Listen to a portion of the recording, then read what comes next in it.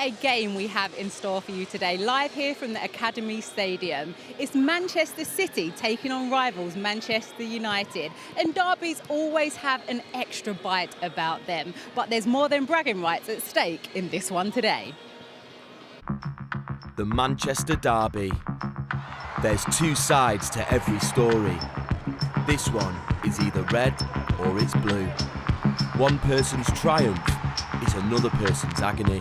There's elation, desperation, jubilation and tribulation.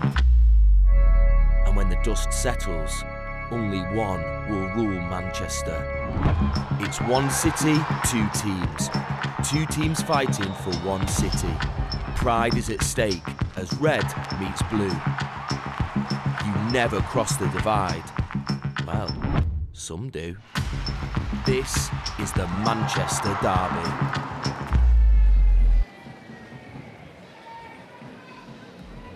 Well, if today is anything like that 2-2 draw earlier in the season, we are going to be in for a treat. Manchester City will be keen to get back to winning ways, having suffered a 1-0 defeat to Chelsea last Sunday. That result ending a run of 5 games unbeaten for Gareth Taylor's side. Manchester United, however, are right in the title mix. They're currently third in the table, 4 points behind second place Chelsea, who drew 1-1 against Arsenal on Friday night. The Red Devils are unbeaten in their last 5 games. It's Manchester City versus Manchester United in the Barclays Women's Super League, and kick-off here is just over 10 minutes' time.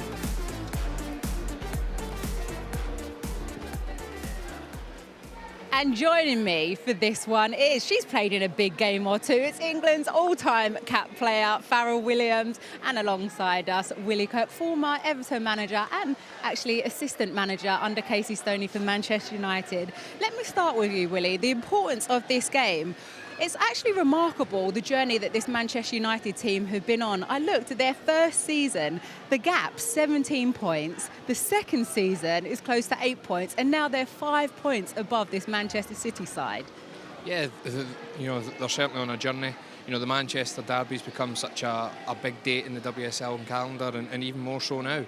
It's not just a Manchester Derby today, but it's a massive game in terms of Champions League prospects and as you say, for the United title aspirations, because they are still very much in it. Yeah, you say about those Champions League aspirations. This Manchester City side, Farah, they've not finished outside the top 2 in 7 seasons. And where you look where they are, there's pressure on this team now. Yeah, look, Manchester City, from the investment they made when they formed this team in the WSL, there's always been pressure on them to achieve and win things. Look, they've come into the season with numerous amount of injuries and they've really struggled to come to any form. They're now starting to get their big players back on the pitch. You've seen the likes of Lucy Bond returning, Steph Houghton, who's out again today with injury.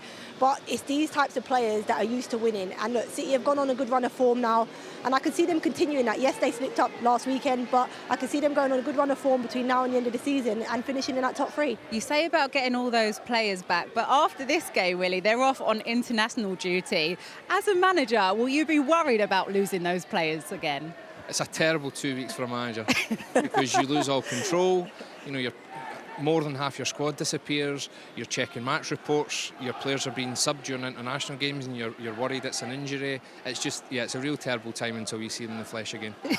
It's like, you've got a big summer ahead, but you want them to stay home. You want them to stay home. Well, we'll have more from you two in a sec. Let's hear what the managers are thinking ahead of today's game. They've been speaking to Kelly Summers.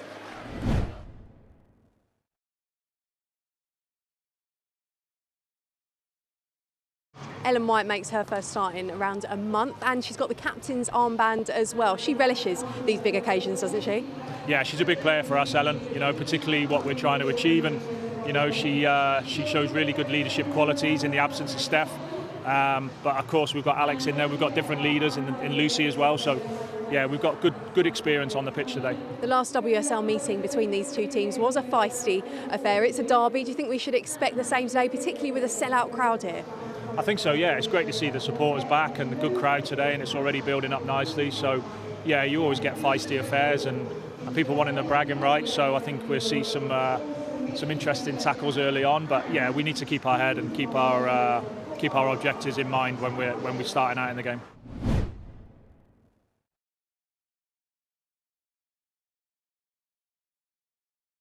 Mark, with Chelsea and Arsenal drawing on Friday, how big an opportunity is this for your side here this afternoon? It's a huge opportunity. But it doesn't matter about Arsenal or Chelsea. It's a huge opportunity regardless. Very, very difficult task in front of us, we know that, but we've got to give what we always do, which is 100% in everything that we do.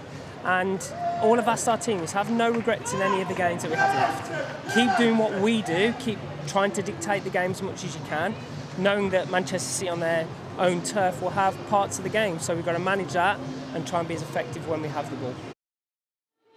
Interesting from the managers right there, Farah. How do this Manchester United team, Mark Skinner was just saying about managing the game? Yeah, look, there's going to be parts of the game where Manchester United are going to have to take the game to Manchester City, and there'll be times where momentum will flip, and they'll have to, in those moments when they're not in possession of the ball, know how to control it. And I think, look, they've started to show their maturity levels, this Manchester United team, and it's no coincidence they're now getting the results with that. Okay, well, lots of star names on show today. One of those leading the line, England's all-time goal scorer, Ellen White, also leading the line in wearing that captain's armband. She sat down with a chat with Joe Curry earlier this week.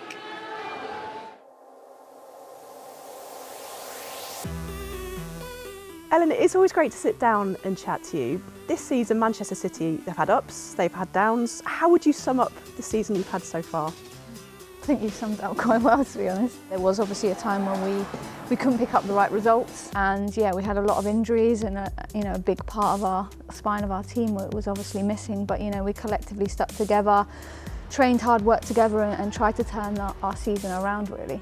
And obviously, yeah, we are really disappointed with that result against Chelsea, but that doesn't waver our belief. We will still keep fighting to the very end. It is challenging when you're not winning games, or that things aren't quite going right in games. And we never got on each other's backs.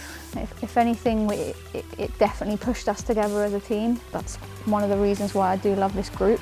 Obviously, to be in Europe, that's one of the main reasons why I came to Man City, to be fighting for European places, to be playing in Champions League games. So, that's a big priority for us. We're not too far off, and we'll just keep fighting and believing and taking each game as it comes, especially in the league. It's one of the most competitive WSLs that's probably ever been, which is definitely exciting. So I don't think you can rule out the title just yet. You've personally achieved so much in your career, and particularly over the last few months. We've seen you get 100 caps for England. We've seen you become England's record goal scorer. In terms of your career, how much more do you want to go on to achieve? I feel really honoured to have reached 100 caps, obviously to get that record. But yeah, there's still so much I want to achieve. I want to achieve something really special in an England shirt. Maybe I get on people's nerves because I want to keep doing, I want to run around, I want to help the team, I want to score goals, and I want to develop and I want to win things. So yeah, that's quite a lot, isn't it, actually, that I want to achieve, really. So, that's a long old list. Yeah, that is quite a long list. But, I've got phenomenal teammates. So obviously to be selected for England would be amazing, to be part of that journey and to continue playing for City, really. How would you describe the rivalry with Manchester United? It's feisty, it's competitive, which I like in games. I want to get stuck in, I want to get involved. It's going to be, a really competitive game. And Manchester City still the best team in Manchester? Of course. Yeah, Ellen White, a great player for both club and country. Managed to score 4 goals this season, just 2 in the WSL, so she'll be hoping to get back on the score sheet today. But actually, it's not Ellen White that you want to start with, Farah Williams. It's another star named Jess Park that you want to talk about. Yeah, I think, look, I've picked out Jess Park in particular. I think she's a good young player, and when Manchester City have had these injuries, she's a young player that's come on the scene. You see her picking up a central position here, and just the composure in front of goal. I think what I like most about Jess Park is when she gets on the ball in these 1v1, she is so quick at dribbling past players with the ball at her feet, and she's a fantastic talent. I'm really excited to see her come up against a very good fullback today in Hannah Blundell at Man United. I think it'll be a test for her, but I'm looking forward to it. And winning those individual battles, how key will they be? And actually on the Manchester United team, a player that you know all too well, Willie, is Ella Toone. Yeah, obviously Tooney made that move from City to United, which was maybe went under the radar because she was so young. But over the last few years, she's really grown into her own, and She'll probably play in a wider area today, but she's really effective, both coming from wide areas into the pocket and also in central roles. So she's shown real versatility, she's shown real quality, and she's getting her rewards now in terms of England call-ups, and she's becoming an important player for club and country. Okay, Farah, just a quick one. Where will this game be won or lost today, do you think?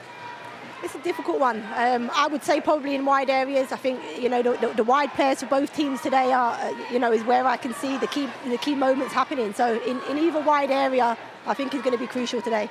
Okay, well, it promises to be an exciting one. And with no further ado, let's get you over to the first half. It's Manchester City taking on Manchester United here at the Academy Stadium. Your commentary team for this one is former lead striker Lucy Ward alongside Vicky Sparks. Thank you, Alex. Good afternoon, everyone, and welcome to a very lively Academy Stadium. Manchester United have never beaten Manchester City in the Women's Super League. Then again, they've never finished above their rivals either, but that is where they sit now as they push to make this a groundbreaking season. The visitors lie third in that final Champions League place, 5 points above their hosts. And make no mistake, United are not out of this title race yet either. Neither are City, according to their striker Ellen White, who leads City out today.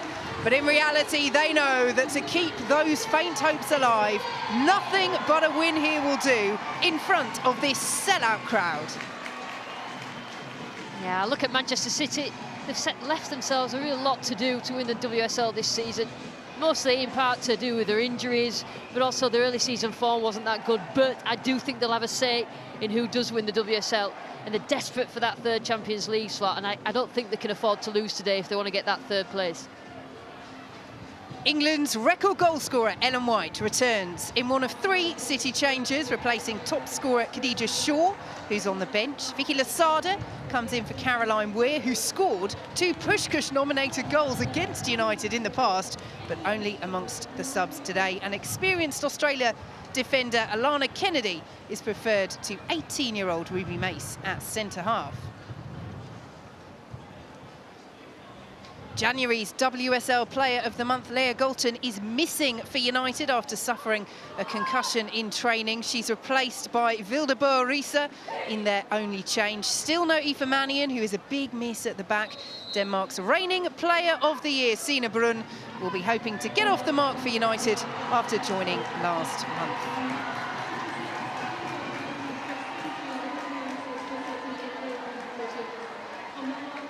And ahead of kick-off, a special moment for Manchester City's young goalkeeper Ellie Roebuck. Remarkable achievement, 100 Manchester City appearances. She reached the mark last match in the defeat at Chelsea. She is still just 22 years old.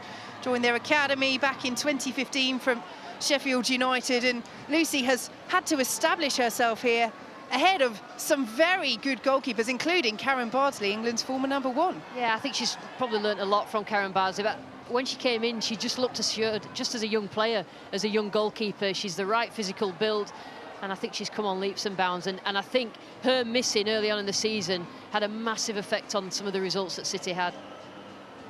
Kirsty Dowell, our woman in the middle. And there is Ellen White in for Khadija Shaw. Interesting call from Gareth Taylor. 12 goals Shaw has scored this season, only 3 in the WSL. She is in good form, but as he touched on in the pre-match interview, it's White's leadership that could be so crucial in this Manchester derby. Listen, I'm surprised that Ellen White hasn't played more. I presumed that she'd had some sort of a knock in the games that she sat on the bench, because if you want a goal or if you want a player that plays up front and holds the ball up and brings players into play, Ellen White's your player. The players take the knee at the start of this Manchester derby. The message against racism still clear. So the 9th Manchester derby in the women's game. City have never lost in the lead to United. Will Mark Skinner's side make history this afternoon? Or can Gareth Taylor's players close the gap to United in the table and keep those flickering title hopes alive, even if ever so faintly? And it's a relatively new rivalry in terms of actual on-the-pitch action in the women's game. September 2019, the first time the Manchester sides met, but even in that short time, Lucy, we've seen some great matchups between the two, including this season. Absolutely, and also the fans are back in. It's a massive thing. I think that it just adds to the energy that the players get. And, you know, there's a lot of fans from Manchester United. I've heard them singing before the game, but these City fans are loyal and they make this Academy Stadium a difficult place to come. Yes, they played at the Etihad. Before that was the inaugural Women's Derby in front of over 31,000. But the only match between these two at the Academy Stadium behind closed doors last season because of the pandemic in the league. The first home league encounter at the Academy Stadium in front of fans, and they are hoping for a record crowd as well. Manchester City hoping to keep that faint title push alive, but it is also about the Champions League places. As we were hearing before the match, they haven't finished outside the top 2 since 2014. That was their first season in the WSL. They need a top 3 finish, otherwise it's no European football next season.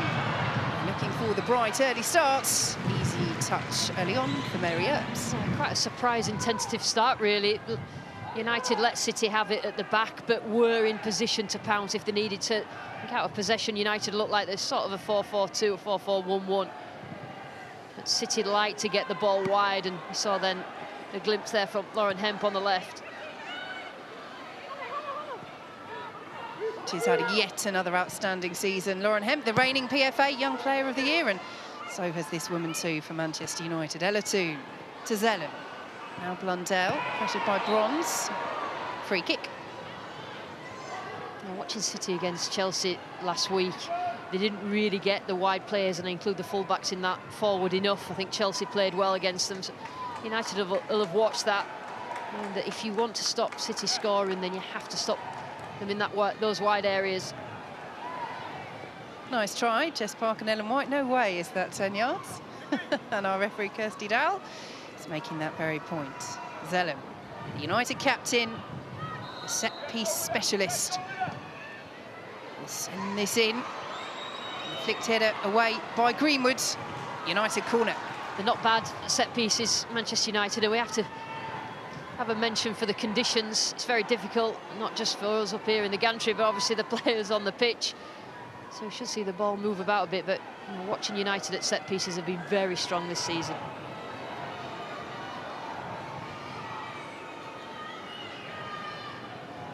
Manchester United have been so proficient from corners in the WSL this season. No side has scored more from these situations. And it's a difficult one to deal with for City. The effort eventually blocked. Stokes should be able to clear. Very calm under pressure from Batia. Now here is Losada. City still under real pressure. Losada desperately trying not to give away the corner and wins the free kick. The win's actually with United this half, so it'll be difficult for City to get the ball away in the air at all. Have to pass it out, which they're obviously used to. But see whether United can use that advantage in these initial stages. And the high press early on from Manchester United. Here is Georgia Stanway for City, became their record goal scorer last month, overtaking Nikita Paris. Here is Lucy Bronze, eases her way past 2. White's making the run through the centre. Bronze saw her, can't find her. Calmly away by Zellum initially, and then Torres Dottir with the distance. Walsh. White again making the run. Park is there as well. Park will meet it. Looking for White. And the volley just over by the Spain midfielder Vicky Losada. There's only really Ellen White in the box there as the ball came in from both sides, from the left side from Hemp over to a opposite winger. You see there, no City bodies in the area, but comes out to Losada. That dipped really. You can see right at the end, just it dipped. It's a good strike from Losada. Oh, she scored the opener inside 2 minutes in Manchester City's Continental Cup. Lost to Manchester United back in November. Not too far away from reaching the deadlock. Here is Kennedy. Under pressure from Russo. Won't keep it in. Interesting decision to play her ahead of the teenage Ruby Mace, who has very much impressed for Manchester City this season when she's been called upon, and did so in their defeat at Chelsea last time out as well. Yeah, I think that as a young player, I think Gareth Taylor's just using her not as much as he probably could do, maybe arguably not as much as he should do, but she had a pretty assured performance the last couple of games, and she's dealing with the Chelsea forwards was very, very difficult for her. But Anna Kennedy, she's an international experience, and maybe he was just looking for his older heads today. Yes, he has plumped for experience, for leadership in this Manchester derby. That defeat against Chelsea last time out, Manchester City's first in 10 games. They have really picked up this season after a terrible start. That's not a great pass from Lasada. Greenwood away for City, Stanway, now Stokes. Hemp. Does very well to get past Battier. And White is off through the centre again, Park in space on the right, Hemp still going. Now Park. Ball across, what a miss. What a miss from Lauren Hemp. Tell you what, it's fantastic play initially from Lauren Hemp, and it's something they didn't really get going last week against Chelsea. Getting the ball wide, and it ends up at Jess Park, and these fullbacks for United will know they're in a game, and it's a great ball in. And it bounced up, didn't it? I think she was sure that she was going to put it in the back of the net, and it was a terrific cross. Everybody watched it go, apart from Lauren Hemp, but she had to get more on it. Some miss. 10 goals this season for the England international, 2 in her last 3 games. But regardless of form, which is very good, she absolutely would have expected to stick that away, whether she was in good form or not. Massive chance for City, squandered. And coming forward again once more, though. This is a bright start from the home side. Stanway's ball intercepted. Battier to Zellum. Now Lads. Gareth Taylor wanted Vicky is for his centre midfielders to be full of energy and get off the back of the United, and that's what they did there. They've done it a couple of times now.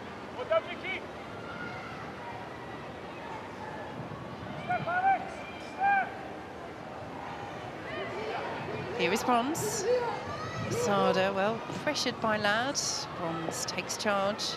You can see how the wind is affecting things for Manchester City. They're all really holding up. Lovely control by Park. She is so blossoming this season. I think she's probably one of the better. Her and Hemp have been potentially the best young players around at the moment. She's still learning, but she's a threat down this right-hand side, and if they can get the ball to her quickly, which they have done in the opening minutes, then a real threat.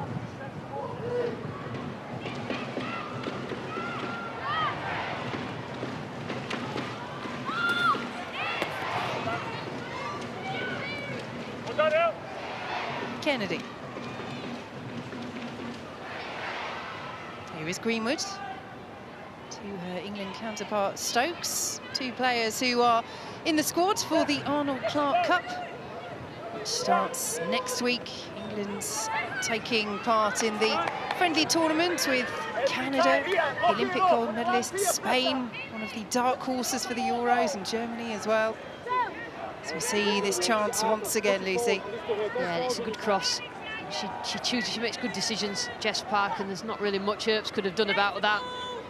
Just praying that Hemp would miss it, which she did, but getting in front of goal early on, I think they've shown the dominance, haven't they, in the possession. It's a massive chance. They conceded the free kick, Manchester City, but it has been the brighter start from the home side.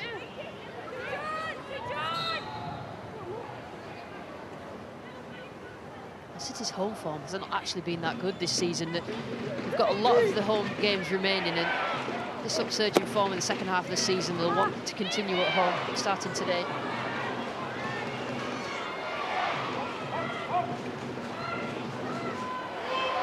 Nice play by Boarisa, collected by Kennedy. Now Roebuck closed down by Toon, very calmly done by Ellie Roebuck. And City play out from the back. Yes, you mentioned that home form, just 1 win in their last 5 league home games for Manchester City. That was 5-0 against Aston Villa. They're looking for the breakthrough here, though. Here is White, saw the run of Stanway. Challenge came in. City corner. United are pressing quite well further up the pitch, but they're not all connected together, and there's big gaps between the defence and the midfield, and City at the moment are finding those gaps and again get themselves in a good position, and they may rue these misses. Manchester United just need to sort that out and make sure they're more compact. Booze for the corner taker, Alex Greenwood, the former Manchester United captain, takes it short in front of the travelling fans. And City lose concentration and will be disappointed with that. It's quite difficult. Alex Greenwood was playing in a mask, obviously, to protect an injury, but that must be really hard to play with that on in terms of your peripheral vision and your concentration. And she's coming into some form now as well. Has had so many different partners at centre-back. It's so difficult when that happens. Yeah, centre-half has been a position in which City have struggled this season in terms of injury. Steph Horton, their captain, out once more. Real disappointment for City and for England as well. I mean, in the run-up to this home Euros, that England, of course, will be hoping to go all the way in this summer. You'll be able to watch live and exclusive on the BBC. It's not ideal build-up at all for her, and that's an understatement. She'd much rather be out there on the pitch rather than sitting there in the stands. She's a massive loss, and I think both as a centre-half partner for Greenwood, but also her leadership. Her and Ellen White, Lucy Bronze, Kira Walsh, who've all been out with injuries at various points and have affected the team's form.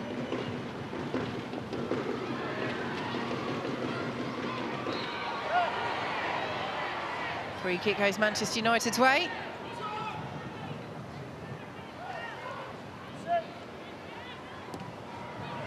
Bronze away for City. Here is Zella. Torres Dottir. United, of course, have had their own struggles with injuries at centre-half. Millie Turner out once more. Bringing in Diane Caldwell, who starts again today, the Republic of Ireland international. Stanway still down for City. Cleared away by Stokes. And now our referee, Kirsty Dow, will stop play. Yeah, that was just a challenge with Bruin there. The ball was there to be won, but it's just a stretch out from both players, and Stanway was caught by Bruin. That's the first time we've really seen United have a passage of possession. They've played so well this season in certain games. Just caught, and she looked straight at the referee. Why have you not given a free kick for that? She's on the floor first, and it's a strong challenge, isn't it? Takes the ball on the leg of Stanway.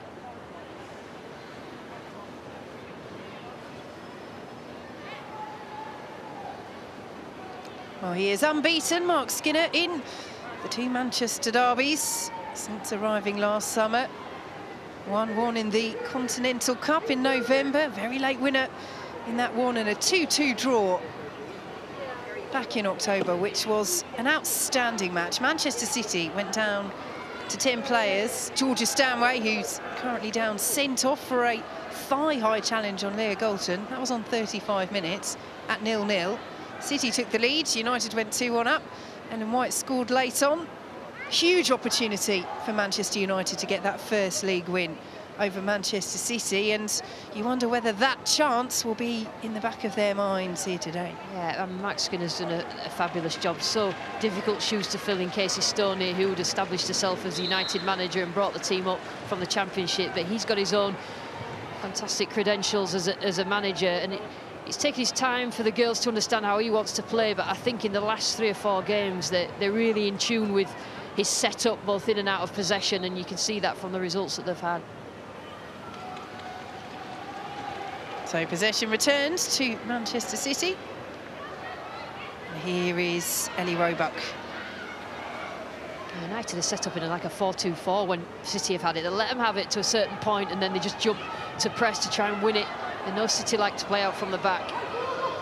Yes, Wildeboer-Arisa in a very advanced position, just putting the press. Here she is there on that Manchester City back line. Sina Bruin, straight at Roebuck, and Toon not quite close enough to take advantage. It's the first time they've won it back, United, and moved it quickly up the pitch, and I think they brought her in, Bruna, because they wanted an out-and-out striker who first thought is shoot at goal.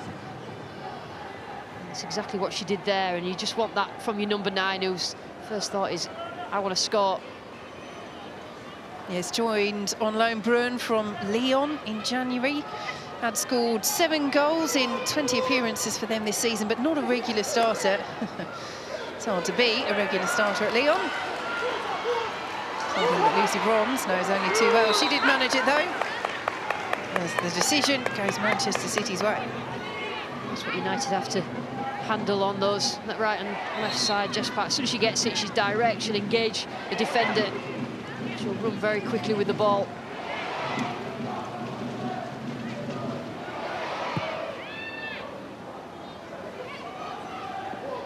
Kennedy under pressure from Borisa. Roebuck plays it out to Alex Greenwood. Saw the run of Park. Here she is. Now Lasada, right with the run again through the centre, away by Torres Dottir, forward by Bronze. Salem with the clearance. Manchester City will come again. Bronze. Lovely back heel to Lasada. And this is the comfort in possession that we expect from Manchester City. Yeah, I just saw a run by Lasada there. The outside centre midfielder goes and joins with a winger. Here is Hemp.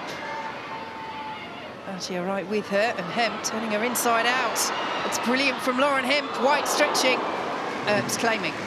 It's such a threat when you've got that. Baggio down that right-hand side, the right back, has been one of the standout performers for United this season, but such a difficult competitor. Lauren Hemp against her, moves the ball well, is determined, and then she looks up, makes a good decision. She sees Ellen White's run in that near post. It's just evaded. It was the collision with Torres Dottir rather than White that left Earps a little the worse for wear. Zellem with the header. White trying to ease her off it, and does so. Hayley Ladd was the player with the arms up there, appealing for the free kick. Not given, but United have it with Borisa. Zellem. Now Blundell. 2. Blundell continued her run. Easy for Roebuck to leave. So United there start to go and attack, and just faced with the compact shape of City, who recover really well. By Kira Walsh, who just sits in front of the 2 centre-backs and just stops the passing lanes into the front, and it does have an effect on teams in terms of when they look up who they can then pass it to. United just need to move the ball quicker.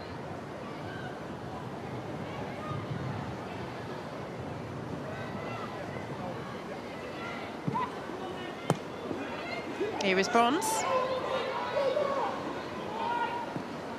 All the way back to Ellie Roebuck.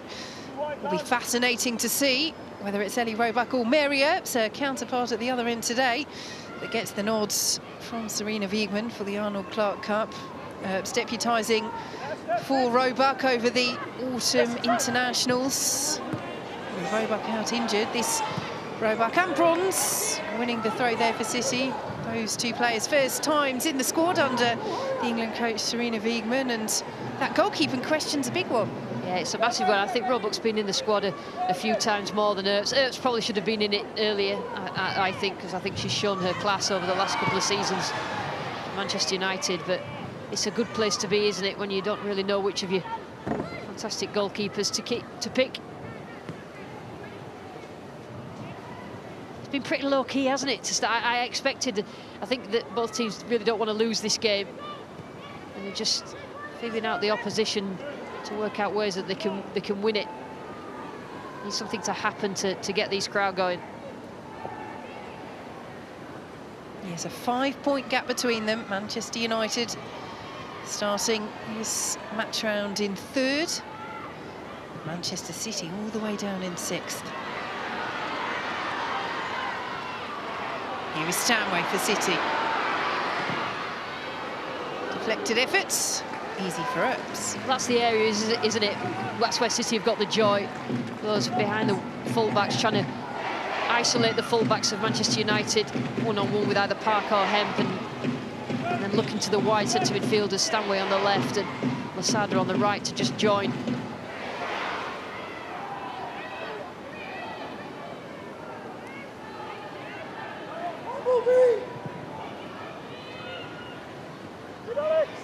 Powerfully away by Greenwood. And a little too powerful there from Hayley Ladd. Yeah, they missed Hayley Ladd. She wasn't in the team for quite a few games early on in the season. It's the sort of player that you only notice how good she is when she's not playing. Sits in front of the two centre-backs next to Zellum, allows Zellum to go forward, but it's just had that added steal. Long forward by Greenwood. Here is Hemp. Stokes on the overlap. Hemp. Stanway.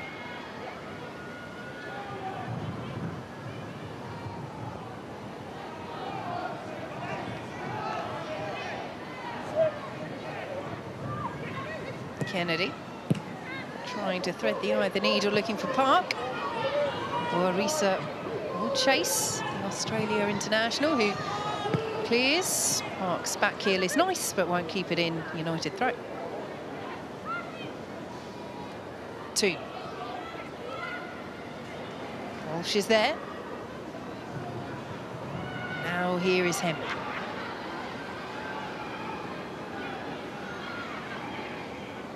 But again, the best way to describe it, perhaps, is patient from Manchester City. Yeah, I mean, they're finding ways to get in, aren't they? But they'll keep it and they'll have some sort of structured possession if they can't get in. And this is where they're dangerous, when they get Hemp away down that left. Stanway. Lasada. They were shy to shoot. Finds Park instead. Over the head of White. Battier knew that Hemp was lurking. Russo helps out too. I think Lundell and Battier just need a bit of help doubling up on Hemp. Russo's coming back, but she's not a natural defender. They thought it's forward, and the same with Toon on this left-hand side.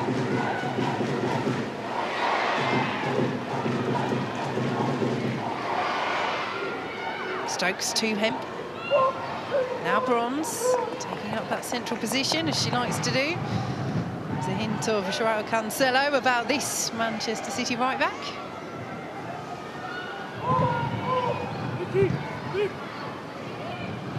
Kennedy had to be on her toes there.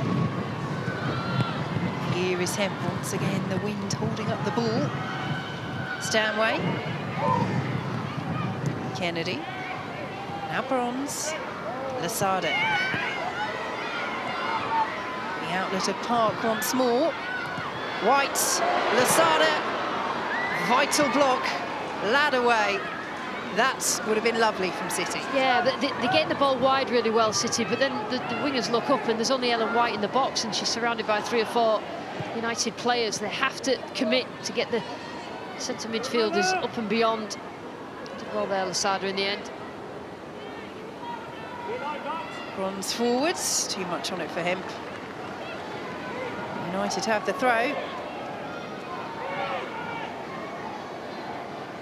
And that's where they expect the centre midfielders getting up there. And I just think that it was just crowded out in the end. And it's good defending in the end by Caldwell. Well, she has scored 7 goals this season, Vicky Lasada. Spain international, not involved in the national setup at the moment for a good while. So won't be playing in the Arnold Clark Cup. You will be able to listen to coverage that on the BBC, every match live on BBC Radio 5 Live or 5 Sports Extra. Stokes for City. Tried to pull it back to Stanway. Team was alert to the danger. Lasada with the foot in. Hemp. Stokes once more. Lasada. Now Hemp. Plenty of sky blue shirts in there. She can't find one. Russo wins the free kick. Did well there, Russo. They're putting quite a lot of pressure on Manchester United's penalty area there, Manchester City, but there's no way through at the moment. Big chance for her earlier on, but Russo will definitely prefer to be going the other way. But when you come away to City, you know you're going to have to do some defending, particularly against their wide players. Oh, she's a childhood Manchester United fan, Alessia Russo.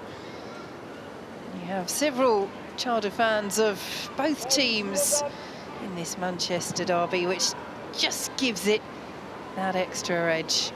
Although I'm sure all of the players out there with the sky blue or the red shirt on know how much this match means. That's why it's a sellout crowd at the Academy Stadium. That means a lot in the race, particularly for the Champions League, but Manchester United in particular still very much in this title race. 6 points behind leaders Arsenal, currently 5 with the scoreline as they are, having played the same number of games. I thought it was remarkable, Barnes won't keep that in, that coming into this match round in the WSL, before the Chelsea against Arsenal game on Friday night, you could still get odds of 100 to 1 for Manchester United to win the title. They're sitting in 3rd, as we say, currently 5 points behind the leaders Arsenal, just under half the season to play. It just shows the dominance of Arsenal and Chelsea this season, and the fact that Manchester United have never won a major trophy. This only their 4th season as a professional club, counting against them, but results and performances on the pitch suggests the odds could well be shorter than that. Yeah, they should definitely be shorter than that. Somebody's not paying attention, and I think United have had a fantastic season. I think they've grown into it. I think they've had some wobbles at the start of it, but they're now at the stage where they feel comfortable going into games against the big hitters like City, like Arsenal and Chelsea, and probably now consider themselves to be up there and be talked about in the same sentence as those big hitters, which is exactly where United wanted to be a few years ago.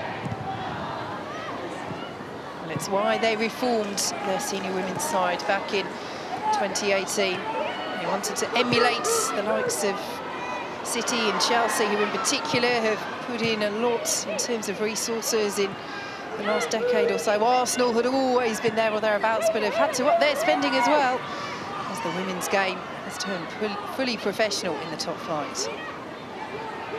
That, well stolen, side down there by Greenwood. Well, will she blame the mask there, Alex Greenwood? I think it was quite late, wasn't it, in terms of the challenge. Lad had got a touch, but I think there you got to credit United's press. They did really well against City. It can't be easy to have that on your face, and particularly as a centre-back, when you've got to make decisions where if you make the wrong one, it could lead to a goal. So free kick, Manchester United. Zellem drifts it in. Torres Dottier was up there. Roebuck claims confidently. Yeah, starting position's really good, Roebuck. She aggressively comes out. She's confident. 2 really good goalkeepers on show today, but she needed to do that because the wind was against her. Just teammates just rely on that. And it's great from Jess Pratt. We watched her quite a lot, haven't we?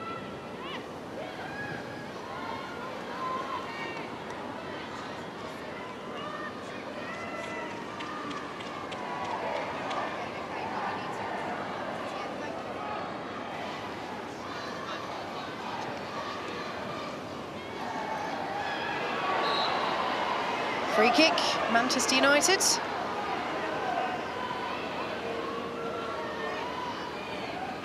And they're just starting to come back into this a little bit more, and we know that set pieces are their strength. Yeah, it's chipping away, isn't it, at this City defence. They're quite happy to let City have it, where you know, it's not going to hurt United.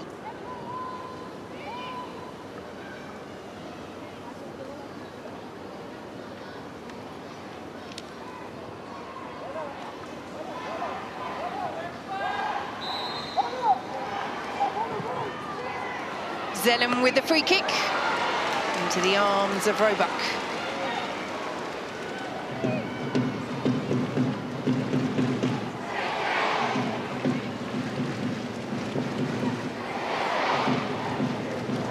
Will he feel that they are edging their way back into this, Manchester United? Yeah, I think he'll come here, know it's going to be a tight game, and just make sure that his team don't concede early. That's happened, but now they need to show a little bit more of their attacking prowess, which just edging into it.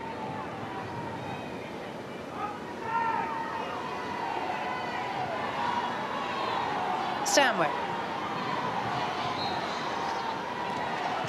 wins the free kick.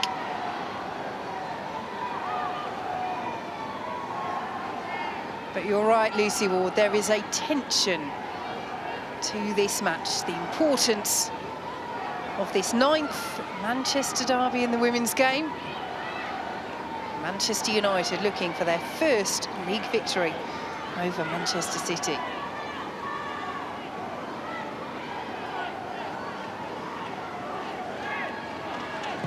Greenwood's delivery. Away before it can reach bronze. Hemp with the effort blocked. Won't quite fall to par. That's very well defended by Hannah Blundell. Just took her eye off it. Stretching to keep it in. Gives possession back to City. Torres Dottir all the way back to Mary Earps. They're just not finding that outlet when they do win it back, United. They are devastating when on the counter, when they connect passes, but I think City recover so well and counter press that it's difficult for United to get themselves into City's half, but that will be the route. They win it back when City have got players forward. Blundell. Interception by Kennedy. Here is Hemp. And a lovely turn. This time, Batcher gets the better of her. That's developing into a real battle between Ona Batcher and Lauren Hemp. She's had such a, like I say, in the Spanish setup now, you know, she usually plays left back. She's left footer, will play that side, and he likes to switch his full-backs, Mark Skinner, and change the angle. But that is a real match-up between those two top-class players. Yeah, she is in the Spain squad for the Arnold Clark Cup. Ona Batcher. Oh, looking for Brun. Walsh has it for City.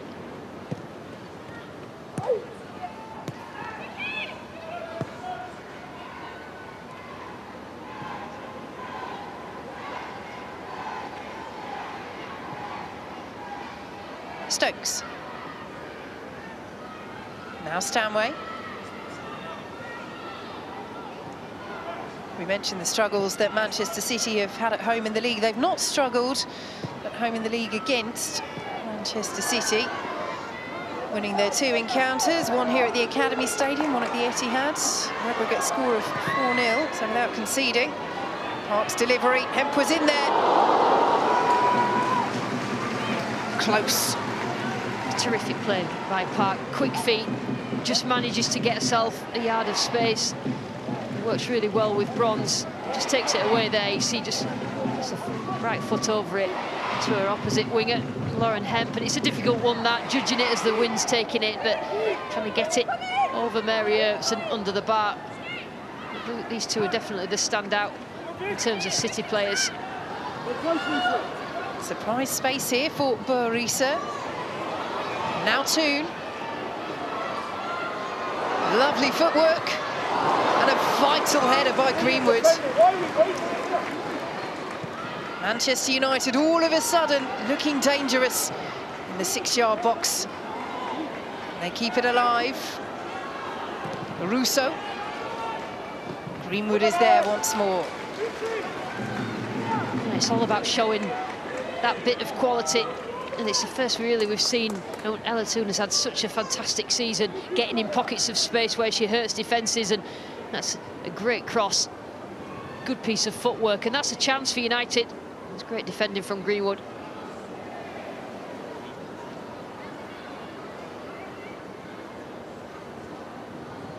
Russo.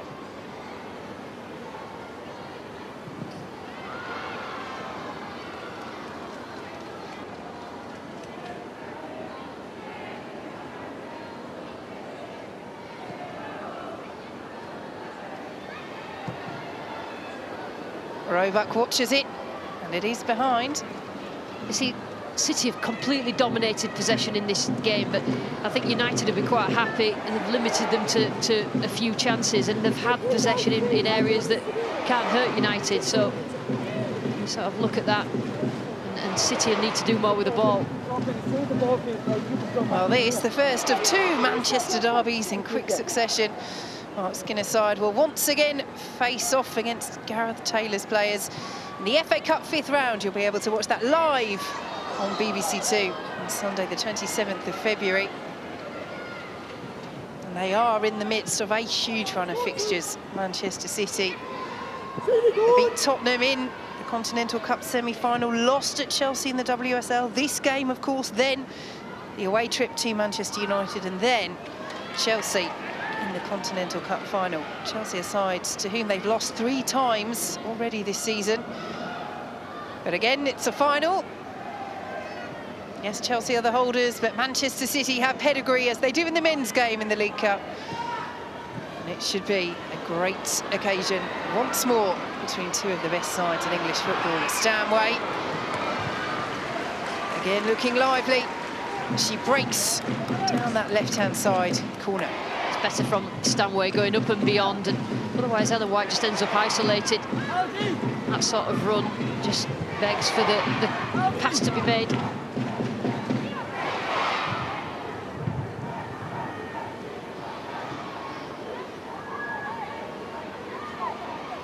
Again, the sky blue shirts packing that 6-yard box.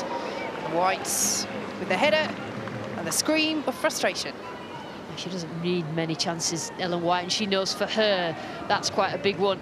And that sort of run across the front, you see there, just getting their head to it, and that's not too far away, but it's a trademark header from her in that sort of area from a set piece. Well, she has scored 4 goals this season, Ellen White. England's record goal scorer, including that late equaliser against Manchester United in October, when Jess Park hit the bar courtesy of a fabulous save by Mary Earp. So unfortunate, that goal for her. She tipped the effort from Park, which was outstanding, onto the crossbar, came down, bounced off her head, fell to White, who tapped in. How's your luck, Manchester United?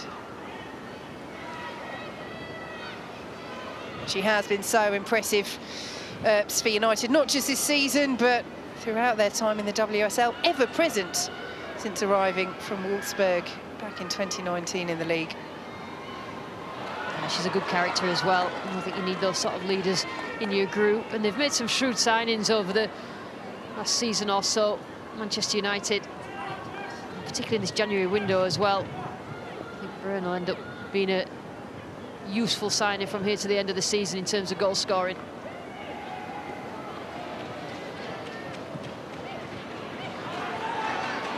Here come Manchester City. Again, there's space for Park. Again, she's found. Can't control. And again, Blundell does well, but she's looking so dangerous down that right-hand side, Park, and is just dropping into these pockets of space. The thing they're doing this week, City, is they're actually finding the wide players. United need to stop that delivery into wide players. It is so difficult, though. Yeah, she stops it at the end point, Hannah Blundell, but as you say, Lucy, perhaps Manchester United can do more to stop it at the beginning point of the delivery, because Manchester City are able to take the time, pick those passes. Crowded out of it, very much so. White, good strength. Walsh, likewise. Now Bronx. Well done, Luce. Now to the 2 managers, who will be more pleased with this opening 45, given that City are at home, but given that United are 5 points clear of their rivals in the table. Yeah, I think Gareth Taylor will be happy with it, how his team have got around the area, but we'll expect better quality of chances at the end, or better quality of shot. Max Skinner will be glad that his team have defended well. I want to see more attacking-wise, though. They have to defend again here. Here is Hemp. Stanway. They do like that option of going back to Kennedy. She is a player that can play in central midfield as well, so her passing range is broad. So is this woman's Lucy Bronze. And again, Hemp with the chance, straight into the arms of Mary Earps. It's not quite as easy as her earlier chance, but again, Jess Park down this right-hand side. It's the quality of the ball into the box, and she links really well as well with Lucy Bronze. Sorry, it was Lucy Bronze this time. Terrific ball in there, just waiting to get someone's head on it. And Ellen White was gutted that it wasn't her, but it's great movement from Hemp, but just not enough contact with her head in great areas. Down this right-hand side, the between the fullback Bronze and Jess Park. Some real quality. Well, she's not the tallest, Lauren Hemp, as you can see, but she is proficient in the air, and it is about movement as much as anything else. She just manages to spot those runs, peel off the defenders. As Blundell gets a foot in on Park. And it's back with Caldwell. The decision has been given against Manchester United. The move called back. And City will have the possession.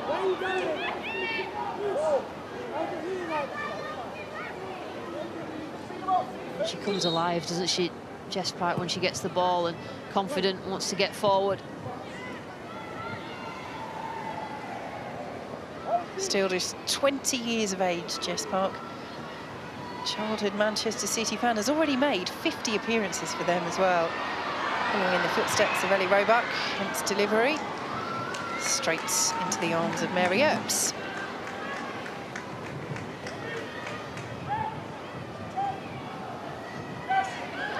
Named the WSL Manager of the Month for January this week, Mark Skinner. Second month running that he's won that award.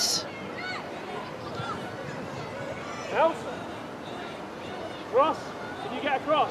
Gareth Taylor was up for that one as well. Manchester City's resurgence in the last couple of months, which has certainly reinvigorated their European hopes. We heard Ellen White, Lucy, saying before this match that she's not ruling out the title. Is that realistic? Yeah, but probably not realistic. I think they'll have a say in who does win it, though, because I think that they're getting close. I mean, the results against Chelsea early in the season, Chelsea completely dominated, but last week was a bit tighter, wasn't it? They got the players back. They look more of a team. The goalkeeper makes a massive difference. And he'll be expecting better results from his team. Lucy Bronze almost getting the better, does get the better of Hannah Blundell. And White sends it over the bar and kicks the hoardings in frustration. Yeah, she normally would put that away, Ellen White. She's annoyed with herself there. Terrific run, and just so front foot, Lucy Bronze from that position. United are giving away a lot of space. It's that touch there, you just need to get rid of it as a fullback when you've got Lucy Bronze, and it's a clever little dink. You sort of expect the net to be bulging. It's a dink, it's not had too much force, but she just didn't get the right contact on it. And it's those runs through the centre from Ellen White that are so trademark as Screamer takes a knock.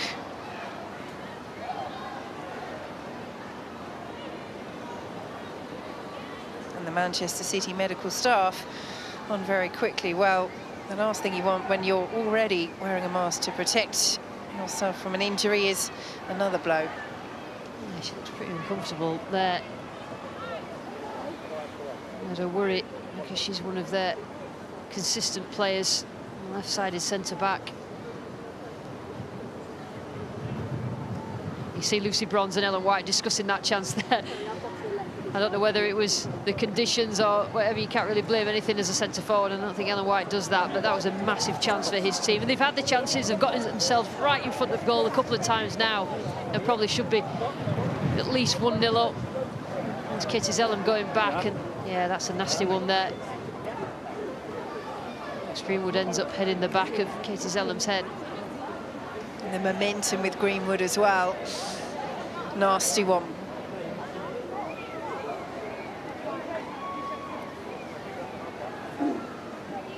But as you say, they have had the chances, and Ellen White will feel that certainly she could have stuck one of hers away. Lauren Hemp's still the best one.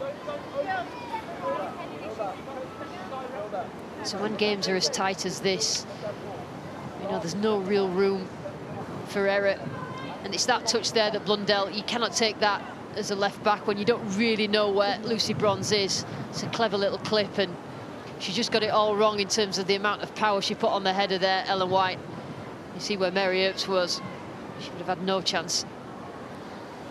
It is her first start in almost a month. She had been struggling with injury earlier this month, missed the FA Cup tie at the end of last month against Nottingham Forest. Recently come back from that.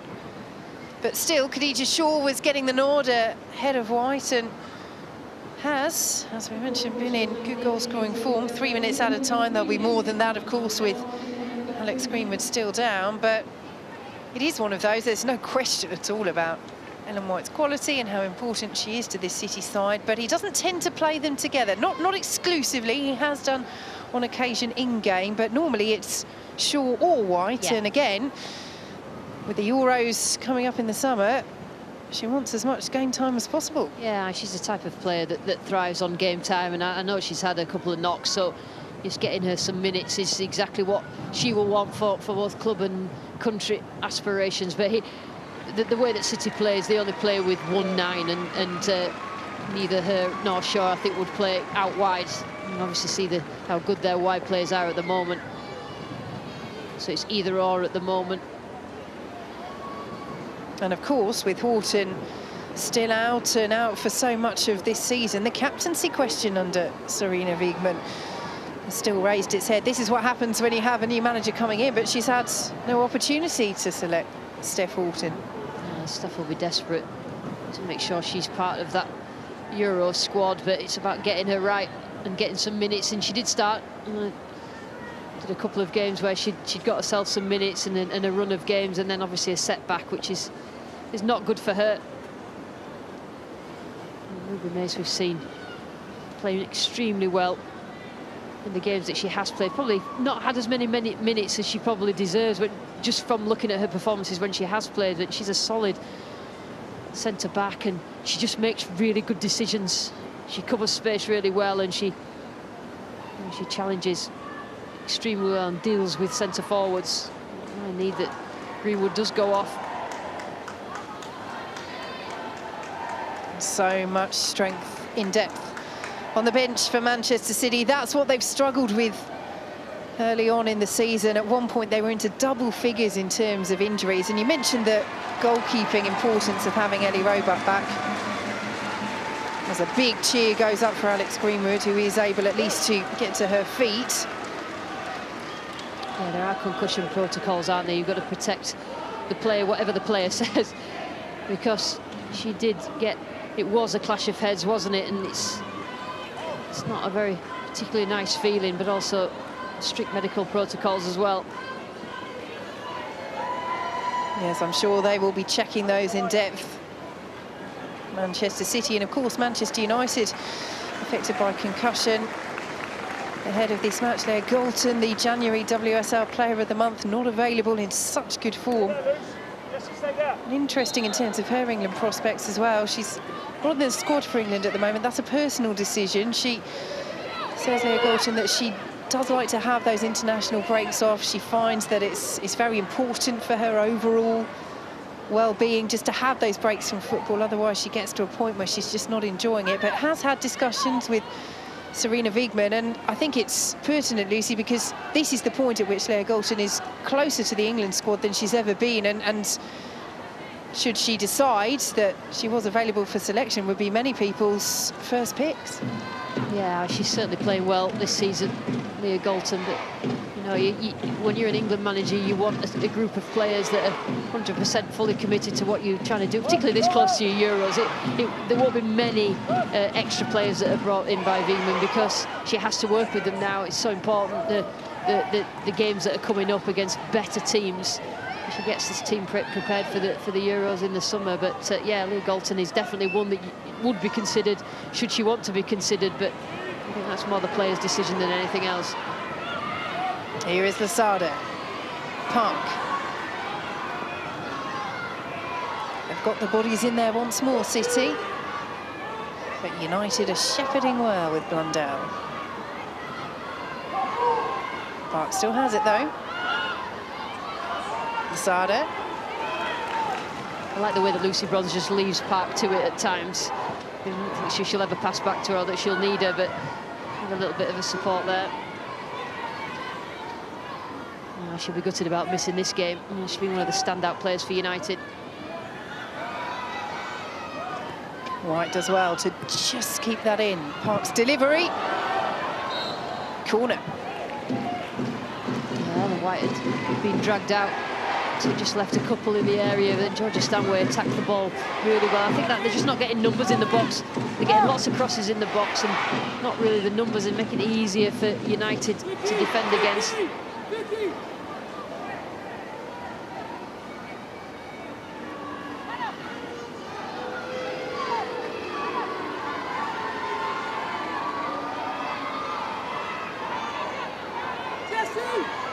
Lasada taking over corner duties from Greenwood. Still getting the boos, though, from the Manchester United fans. Right behind her. Lasada's delivery. She knew she was looking for, didn't she? Cleared away by United before Bronze can pull the trigger.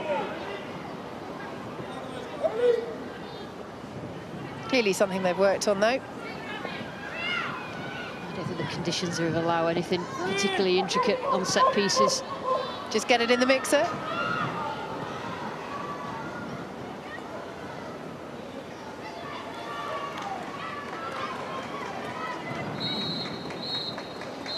And there is the half-time whistle, a half in which Manchester City have had the better chances, the most glorious falling to Lauren Hemp. Ellen White has had several sights of goal as well. But as we enter the break, Manchester United still level, 0-0.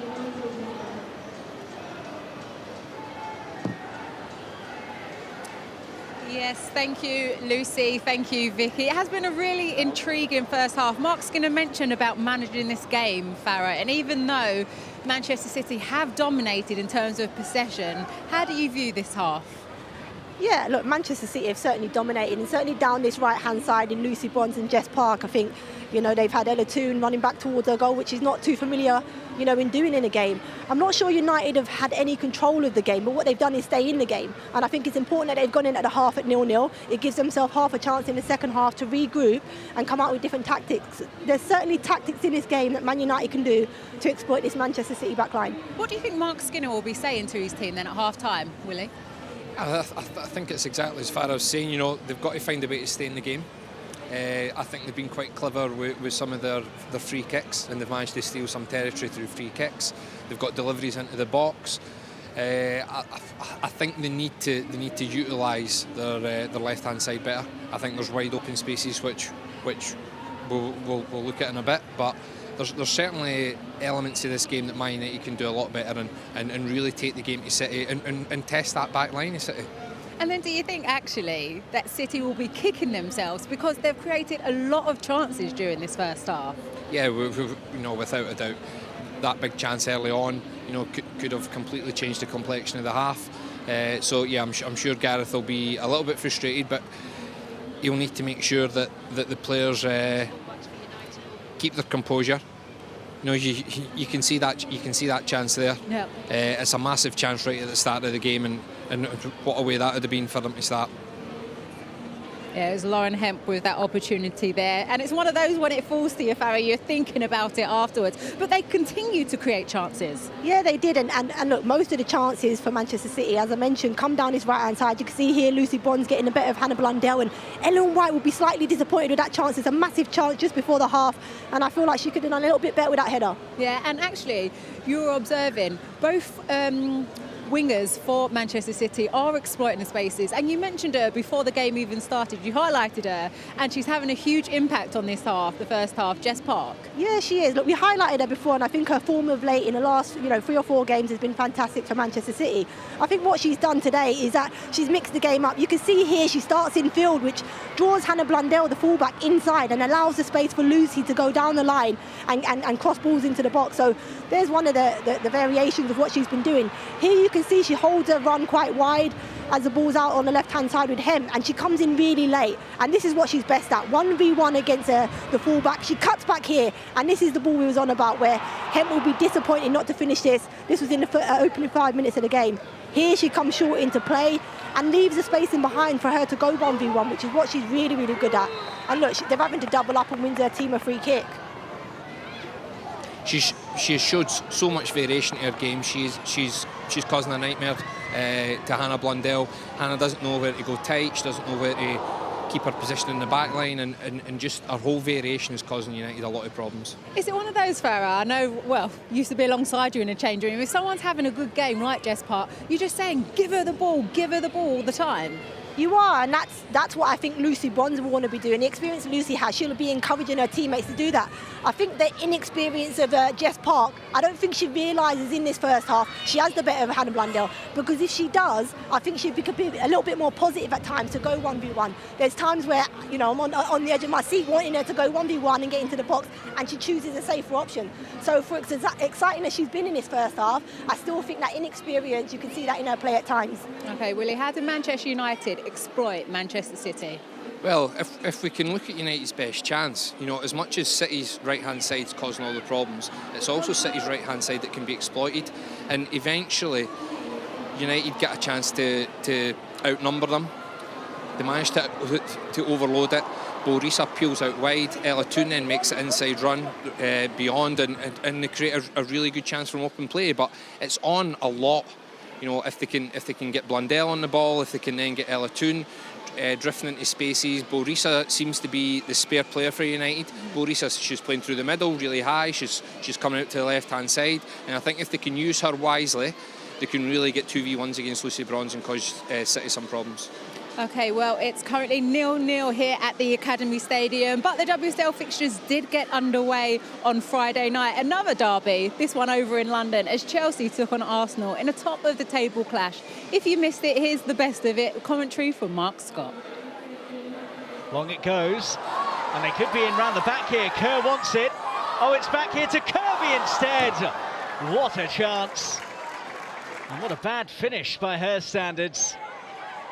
Nowhere near hitting the target here, Kirby. Didn't really need to take it first time either. In from Catley. It's a deep one. Not dealt with. Miedemar! Closest we've come to a goal.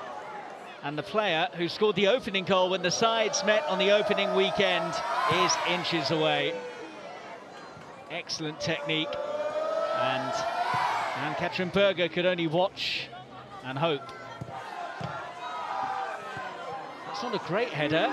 It's come for Anderson, who's had a hit, and that is not a million miles away. It got a touch on its way past Zinsberger's post as well.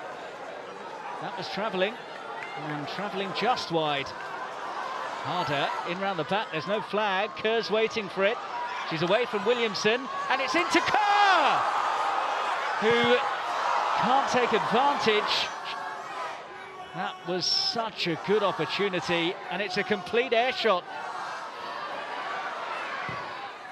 And it goes again, and it's come for the hit from Ji So-yun, and they've got in a mess there. They've got lucky because Ji So-yun's strike should really have been easy for Zinsberger. It was straight at her from the substitute. She spilled it. Williamson took it away from her, and Harder nearly nipped in. It's whipped in well, and not dealt with fully. Bright's there to help clear. Chelsea scramble it away. Well, having been on the back foot for most of the second half, Arsenal almost snatched the lead late on. What a wicked free kick that is. Berger did well to get a fist on it, and then she needed her skipper to come to her rescue. And again, it's into right underneath the bar, and Bright's got there to clear once more. Well, Berger was beaten this time, but her skipper wasn't.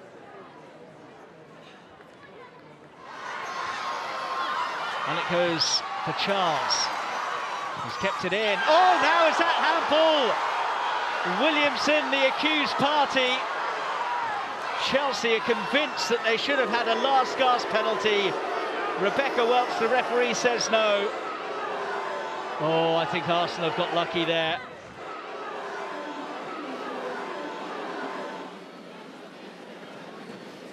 Yeah, that game ending 0-0. Not a boring 0-0 draw, that one, but it is close at the top of the table. 2 points separating first and second. So confirmation of the weekend's WSL latest results and the fixtures. Today, Manchester City won and against Manchester United So I've just said that it's actually 0-0 here at the Academy Stadium at half-time. And we're just over 25 minutes into the game between Everton and Aston Villa, and that one is currently Villa leading 2-0. And the remaining 3 matches all kick off at 2 o'clock. Birmingham City take on Tottenham, Brighton face Reading, and West Ham travel to Leicester City.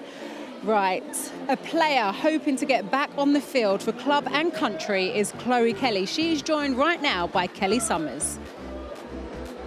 Yes, Alex, she may not be able to be on the pitch today, but at the end of last week, everyone was talking about Chloe Kelly because she signed a new 3-year deal here at Manchester City. Firstly, Chloe, congratulations. How easy a decision was it to commit your future here? Thank you very much. Yeah, it was an easy decision for me to put pen to paper for another 3.5 years at this club. They've backed me throughout my injury and I'm in a good place now, and I'm very thankful for everything they've done since my injury, but it's only the beginning now. Let's talk about that injury a little bit, because I'm sure there's Manchester City fans watching on now wondering how it's going, how long it's going to be until you're back, because from what you've said recently, the signs sound promising. Yeah, I'm in a great place at the moment. I'm feeling good in myself, and I probably feel better than before my injury, so that's a good thing. But mentally, I'm in a much better place. I'm mentally stronger now, and I feel good, so I'm looking forward to playing here in front of the City fans. Physically as well, are you back in training yet?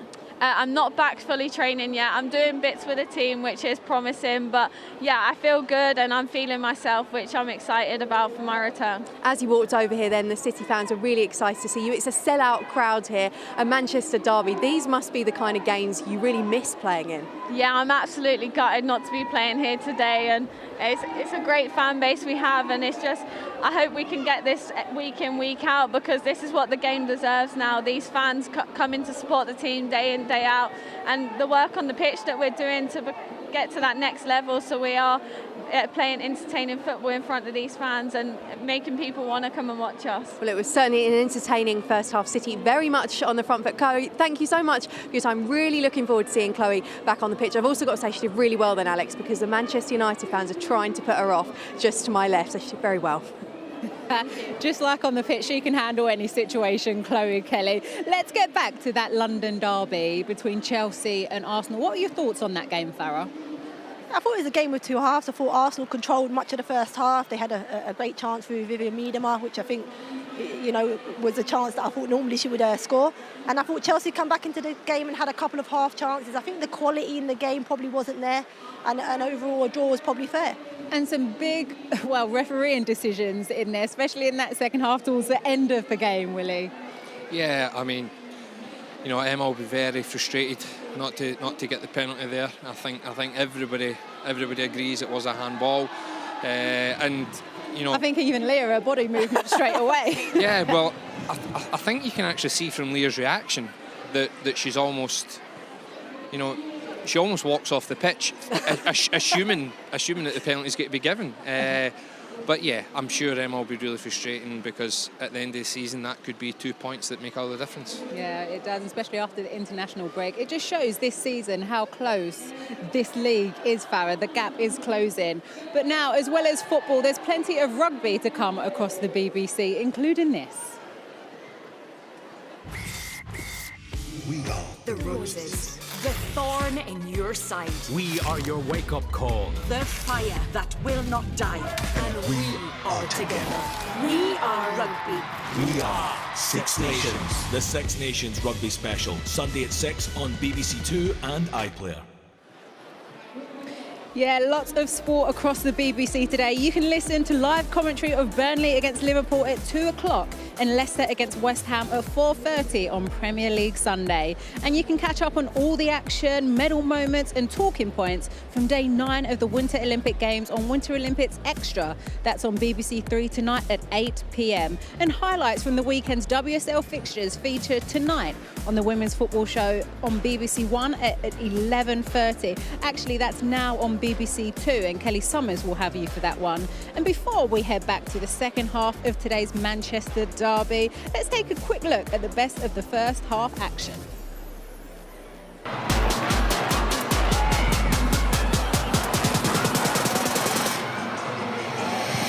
The volley, just over. All across, what a miss.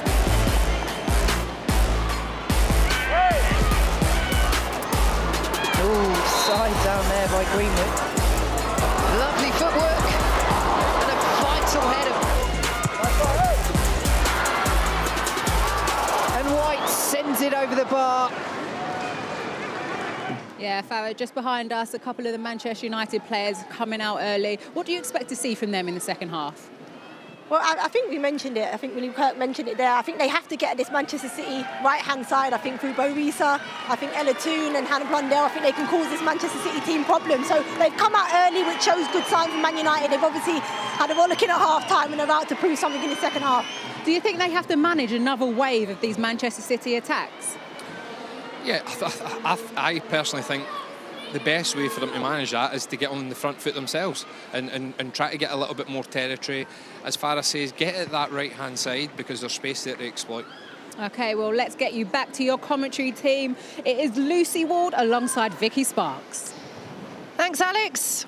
Well, Manchester United have never been involved in a goalless draw in the WSL. So, Lucy Ward, don't put the mockers on it. Goals in the second half, then. Let's hope so. I just look at City and they need to be more clinical in front of goal. Obviously, they've created quite a lot of chances. It's just the quality right in front. But United, I think, you know, that they need to offer a little bit more going forward and have an outlet when they do win the ball back, because they've got that pace. They've got the likes of Toone who can get into space, and they've not really got themselves in front of goal as you would expect with the quality of players that they've got. Yes, it is City who have dominated possession. They've dominated the chances. They have not been able to dominate the scoreline. 0-0 as the second half gets underway. And you have to say, given that Manchester United have lost both of their league encounters at Manchester City, a point would keep them 5 points clear of their rivals. Would certainly not be a bad result. But will Mark Skinner's side go for it? Will they want more in this second half? Well, he definitely won't want to lose it, but he won't try and lose it, try to win it and then lose it, because, you know, a point's OK because City need to win. City need the 3 points.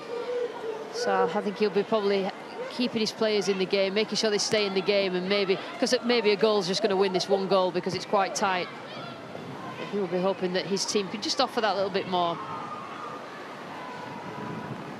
Here is Kennedy for City. Lovely touch by Bronze. Park won't quite meet it, and Torres Dottir clears away for Manchester United. Kennedy is there once more.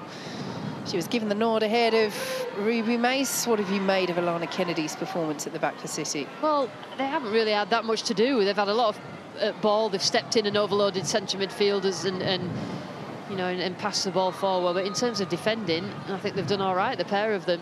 They haven't really been threatened by United at many points, but I think that might change in this second half, because I think the conditions make a difference. It's actually more difficult to play with the wind. You see Lasada there trying to do it.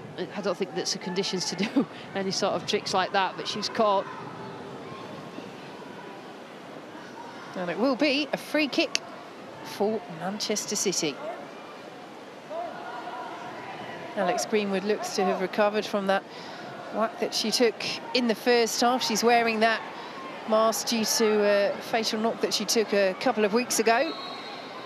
And another blow in the opening 45. But over this set piece for Manchester City. White, one of those on the move, goes all the way across, looking for Hemp.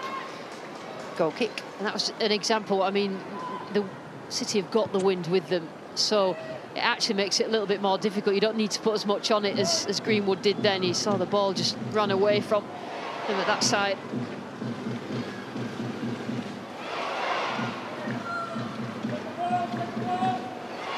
Yes, when you spent the entirety of the first half trying to get the distance against the very strong wind, can take you by surprise in the second. And now it is Mary Earp's turn to battle at the goal kicks instead of Ellie Roebuck. Caldwell, wasn't quite sure where Hemp was there. Gets the ball away. She had a look one way, a look the other, and Lauren Hemp almost taking advantage.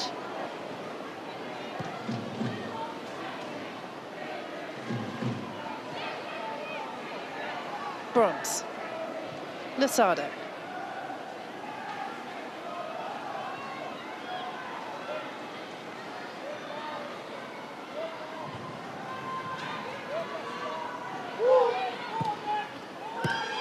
Hemp.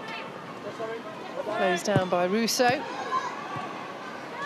Cleared away by Katie Zellem, looking for Borisa. Greenwood will tidy up. Lasada.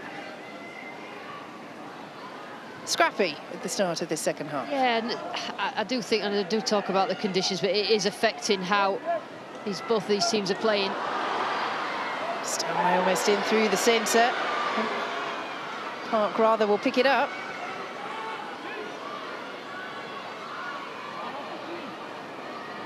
And easy enough to watch behind, and you can just see a little frustration boiling over there from Georgia Stanway. Yeah, the ball in, and we talk about not putting as much on it, and it's just a bit too much on that pass through to Stanway, and then I think she's quite a feisty character, isn't she? And I think when she's frustrated, you don't want to be on the wrong end of it. And Blundell, it is frustrating for an attacker when that happens. It's a nightmare, but you can't really do that. We haven't seen much of that this afternoon. I'm a bit disappointed. I don't mean players getting booked or sent off. I just mean a little bit of feistiness to the challenges. Yes, it's that fine balance, isn't it? Georgia Stanway, a player that very much plays with her heart on her sleeve, but got herself sent off in the Manchester derby at Manchester United in the WSL earlier this season. Remarkably, given that that was before half-time, City managed to come away with a point. Russo. It's been quiet, largely defensive duties for United. But yet can't keep hold of it. Hemp turning into trouble. Does find White. And it's back with Greenwood. But Russo and Toon, two players that United will very much want to get into this match more in an attacking sense. Yeah, when they win it back, United, it's the areas that they need to counter into, and it's beyond the full-backs, whether it's Stokes on the left or Bronze on the right, but they've not quite done that, and I think while ever they've not had that outlet, it just encouraged Manchester City to come onto them, and maybe the game will open up as we continue through the second half. Cleared away by Torres Dossier for United, who, like City, had been on a very good run in the last couple of months. Their defeat by Chelsea in the Continental Cup semi-finals 2 games ago was United's first defeat in 9. Ended a 7-game winning run in which they'd not conceded a single goal. It's 0-0 here. Torres not here away. Blundell won't prevent the corner. In terms of the lack of quality of chances, or those chances being finished, you think that set pieces will be quite important, but like I say, you have to take advantage of the wind here, and you could nearly score from a corner here if you got it right. Well, it's United who've been the masters of scoring from corners in the WSL this season. What can Manchester City do from this set piece? Not beat Katie Zellem. Lasada back in. Again, the effort is blocked. Stanway out to Greenwood. We'll get another chance for the delivery. Miscue from Zellem. Does get it away. But it will be another City corner. The last one, she just didn't get enough on it, Greenwood. Let's see if she gets it right this time. White making a nuisance of herself. It's drifted in again, straight into Katie Zellem. The United skipper doing her job.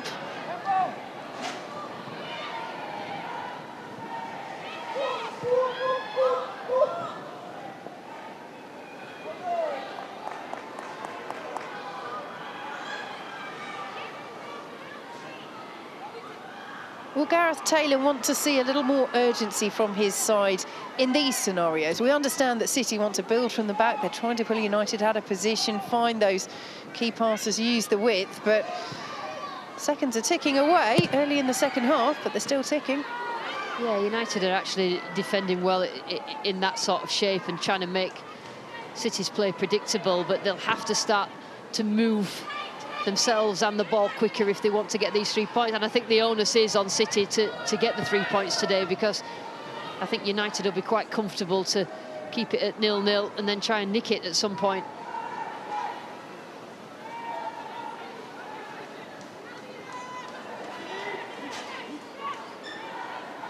Stokes with the throw for City. Zellem again, Hemp steals in, sliding challenge by Diane Caldwell. And she's walking away, but not quickly enough to escape the yellow card.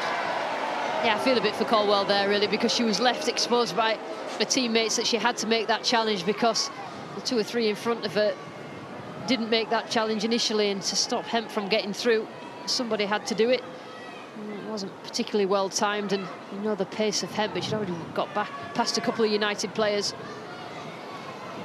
Well, it's that movement and vision again from Hemp that we were discussing in the first half, not in an aerial sense on this occasion, but she just senses where there's an opening, even if it's fractional, and she's right on her opponent.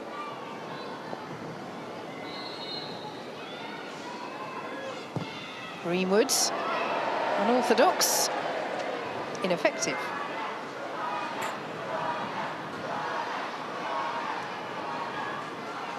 We do know all about the ability on set pieces, but given the win today, that has to be absolutely perfect. Out under real pressure. Pressure's paid off. Loose touch from Stokes though, and Zellem will clear. This cue from Kennedy. Almost for Ella Toon. Here is Walsh. Again, slightly loose touch. The referee got in the way then. Yeah, the referee got in the way of what Kira Walsh was trying to do. She accepts that. Yes, ball's hitting the referee, I think, at this stadium in particular. The officials will be right on, given Manchester City's controversial goal against Arsenal here last month. And the ball hit the referee. Drop ball wasn't given. City continued their attack and scored in it. Really was a disadvantage for Arsenal, given the break of the ball and the space that they achieved down that left-hand side. City still in possession. Here is White. There's nobody in there. And again, they've just not got the range with the wind. Yeah, and I think you don't realise until you actually play with the wind how difficult it was. It was difficult for United in the first half, but they're playing quite a high line, United, and unless they get that pressure on the ball, they are at risk of playing those balls, but they haven't managed to get the ball wide. And they're quite loud out there, the Man United fans to our right. Unless you keep hold of that, we might even go off with it. Firm grip. Yes, those flags flying well. We have to say, when the large Manchester City flags on the big poles were waving before the match, they could move them one way, couldn't they, Lucy? But trying to get them back the other way to wave them across. It was a whole body work. Strong arm muscles there, didn't you? Whole body workout.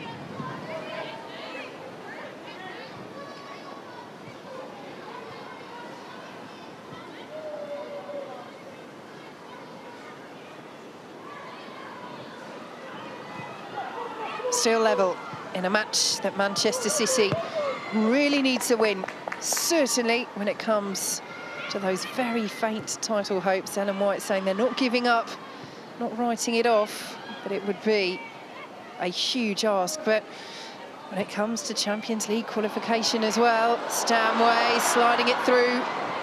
Earps there ahead of White.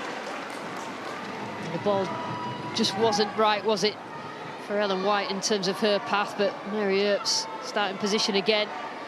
We talk about the goalkeepers in this game, and it's so important in the games on the edge like this. Away from Earps, quickly closed down by Hemp.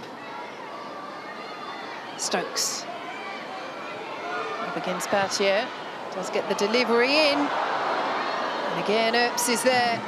Park unable to make the clean connection. Yeah, I don't think Jess Park actually believed that she was going to get anything on it, and it's a terrific cross, and we haven't seen Demi Stokes get forward that often in this game, but just the quality of the delivery into the box, and if she'd have really thought, I can go and get this, perhaps she'd have got something better on it.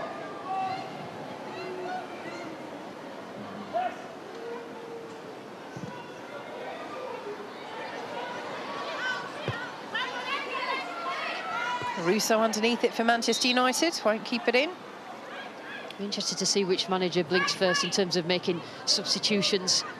You know that City need the 3 points. Well, perhaps they will do that first.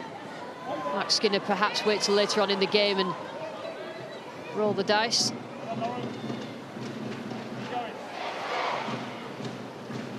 Well, he has got the options on the bench, Gareth Taylor, and there are some of them. Janine Becky, the Canadian gold medalist, one of those at the Tokyo 2020 Olympics.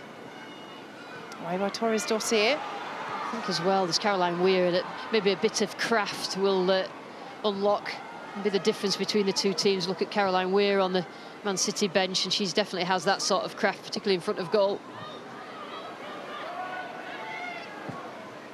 Greenwood over the top, Battier is there. And that tussle with Lauren Hemp continues.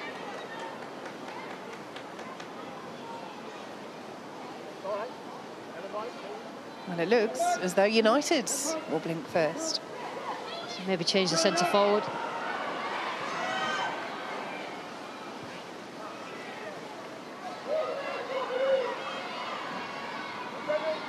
Here is Bronze.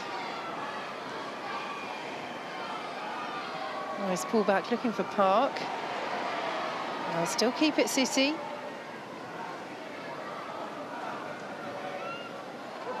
Park does well. She's got terrific feet, Jess Park. I think it's stuck to the bottom of her boot, but she's so much confidence as well. An hour gone at the Academy Stadium, and we are still level. Can United change that from the bench? Can City change it? Not by giving the ball away. Russo. It's excellent vision. Now can Manchester United counter? Borisa looking for Brun. Straight into Alex Greenwood, and that was an opening. Yeah, that's the type of thing I'm talking about, getting the ball up the pitch when they win it back in limited passes. Advantage played. Lasada, Park's asking for it. Here she is. Will let fly, and it's off the post, and won't fall for White, and won't quite fall for Hemp either. Once again, Jess Park hits the woodwork in a match against Manchester United, but this time, White can't find the tap-in. Tell you what, it just opened up there because United went to go forward and just committed and took a risk, threw a few players forward, and it allowed City to exploit those spaces.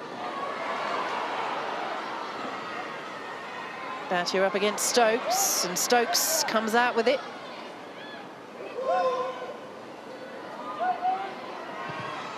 And she takes out the cross once more, away by Torres Dossier. Here is Lucy Bronze, and now Lasada. Good spell this for Manchester City.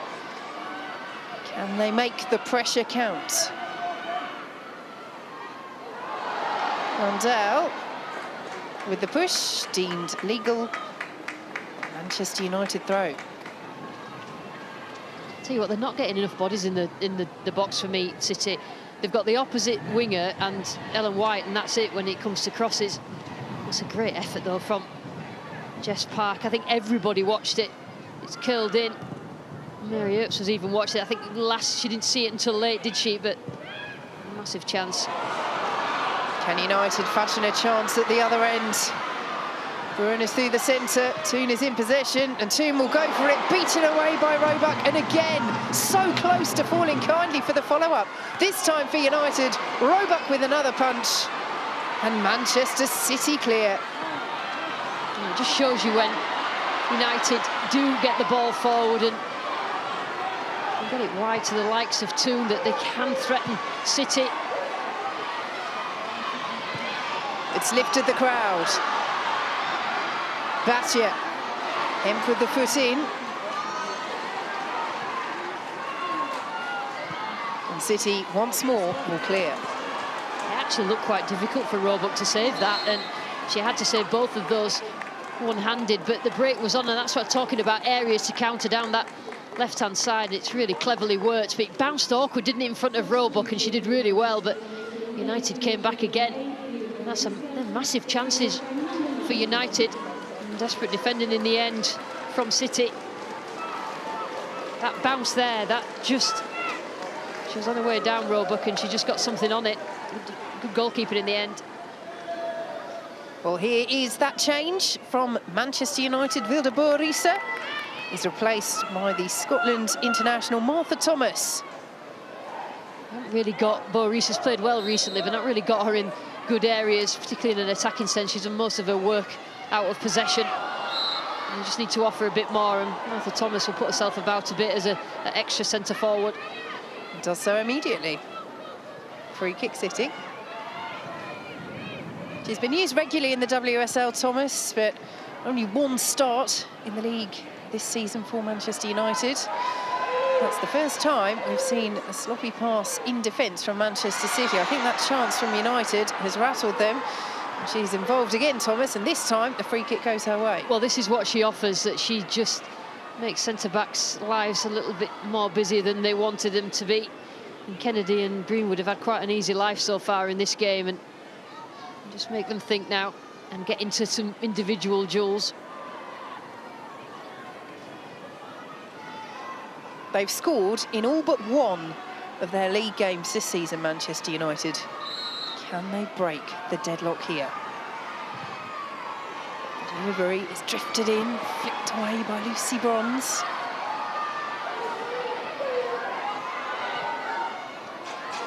Stanway tumbles. Advantage played.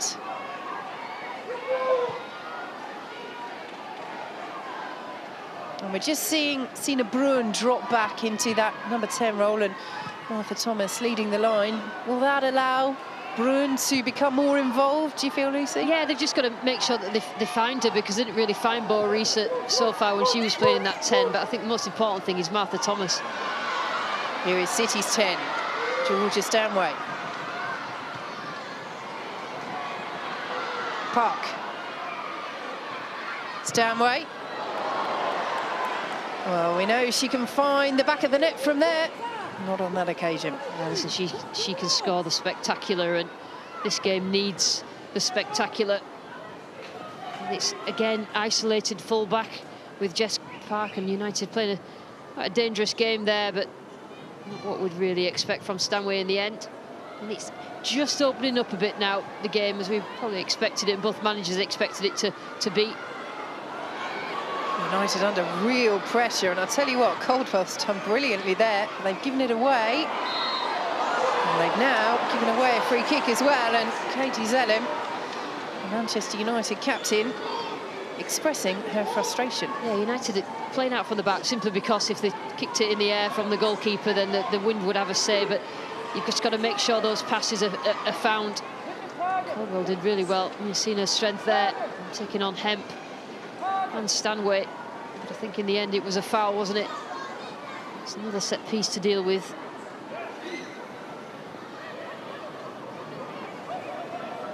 Well, they have the assistance of the wind, Manchester City, but this is still a long way out. She's already gone for goal once, Greenwood. Lasada is there as well. What will City try from this set piece?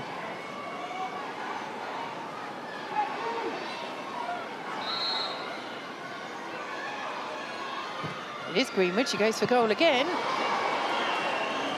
And again. I think the first time she hit it too hard, so she realised that, so this time she tried not to put as much on it, and then as soon as you do that and you go for the accuracy, it gives us a chance to get across and cover. It does bring back memories of that sneaky free kick for Notts County that Greenwood and Laura Bassett and Ellen White were involved in. The faked mix-up between Greenwood and Bassett, and then laid off, and White involved as well. They scored from it. The unorthodox can sometimes pay off.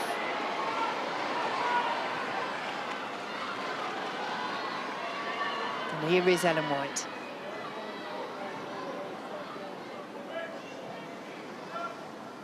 United fans will be happy to see Ella Toone getting on the ball more. She didn't really see much of it in the first half. We know how creative she can be, and a couple of times she's had a little run down that left-hand side.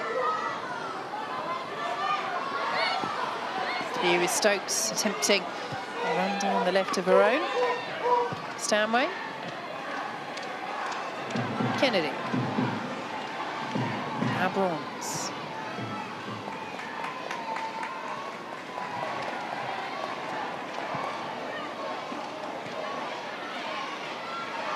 Greenwood. Him to Stokes. Him. Just played it in front of Stanway.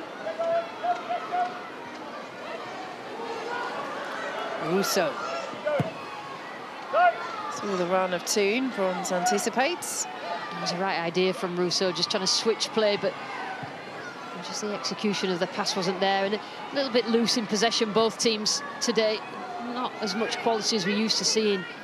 And quality of the chances are low as well, and we'll see something in the last 20 minutes. You know, it's such a tight game.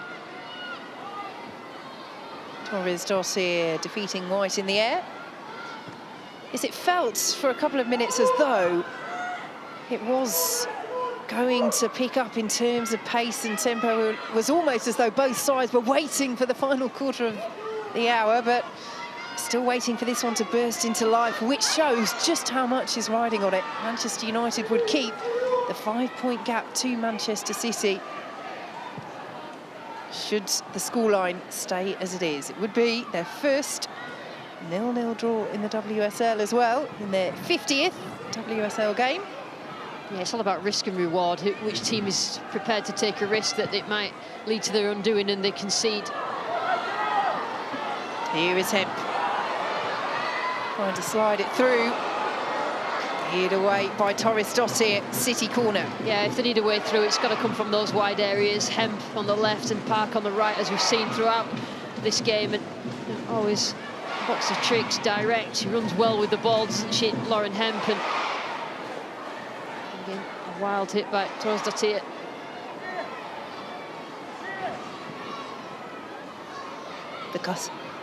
The sky blue shirts await. And a dangerous one to deal with for Manchester United.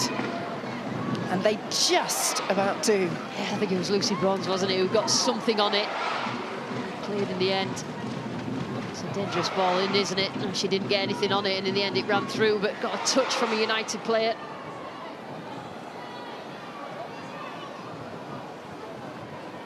So Losada will try from this right-hand side, taken short. Again, Earps has to watch it, and watches it very well. She's done good there, Mary Earps, really well as the cross came. It's so difficult, the ball swirling and lots of bodies around her. Safe hands. I'm trying to be clever at a short corner, but let's see, Alana Kennedy, I think it was in, but Earps was first to it. Well, she's yet to score for Manchester City, Alana Kennedy, since arriving last summer after leaving Tottenham. She did score 3 goals for Spurs last season, including a superb free kick against Manchester United, which won Tottenham's goal of the season. So many players that can strike the ball proficiently from the dead ball situations.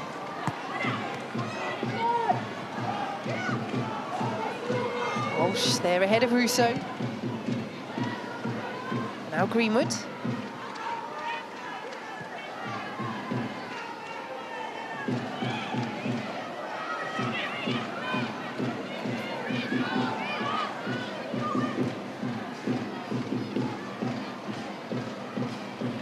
Kennedy. Bronze. Park on the chase. Torres Dossier away. United throw.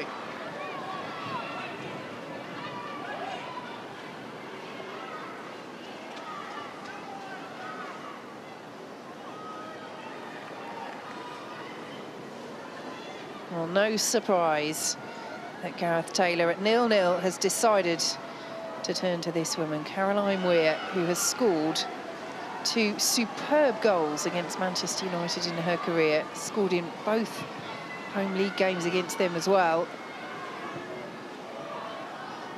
She is a player that can provide that special moment, as is Lauren Hemp, who has still missed City's best chance in this match. Here she is once more, Hemp. Taking on Bautier. Ushered away by Russo. Now Walsh. Well charged down by Brun. Greenwood. Stokes. Yeah, she just offers that game craft, Caroline Weir, and they seem to have run out of ideas City now in that final third. So a player like her can get on the ball and see the pass and create something is exactly what is needed in terms of City. Interception by Russo, who has put in a real shift defensively. We're normally used to seeing her in an attacking sense, but she's worked so hard. Yeah, I think the way that they've set up defensively, United has been very, very good. It's just offering a little bit of sugar where they try and get that goal, but City go first in terms of trying to get that goal. Weir should add that extra quality. Here is Hemp. Bronze. Stanway. Out to Park. Stanway. She's done well there, Stanway. And just away by Manchester United. Walsh concedes the free kick. But again, that movement there immediately. A terrific play down the right-hand side initially. And I think it was Ellen White, actually, that Georgia Stanway had crossed the ball. The run from Ellen White, and she stepped over it as it came to her, just because she thought somebody had been in a better position. Caroline Weir went for it and didn't quite connect, but it's a really top-quality cross. Almost the immediate impact that Weir would have wanted. Here is Thomas. Now Russo. Corner. They've actually been missing that, Martha Thomas, that link-up play, playing the ball into the number 9 and playing off into Russo. Russo hasn't had that sort of ball back into a wide. They still believe.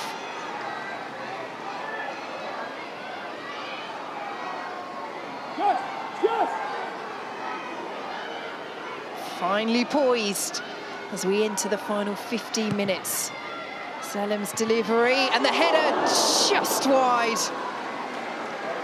I'll tell you, she's made a difference, Martha Thomas, in terms of her work as a 9. Now she's occupying the centre back, she's linking up play, and then she's getting herself to the end of set pieces as well.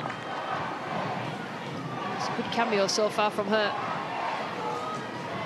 Good covering on the line as well by Manchester City. But evidence for Manchester United that, again, with set pieces, with corners, as they have done throughout the season in the WSL, they can hurt opponents.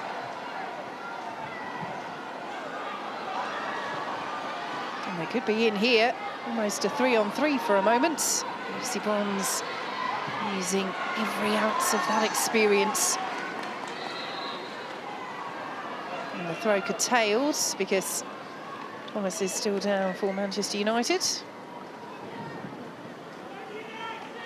actually worked really hard then to close Lucy Bronze down. Some good shifts. I think Bronze just caught her in the face as she started to run.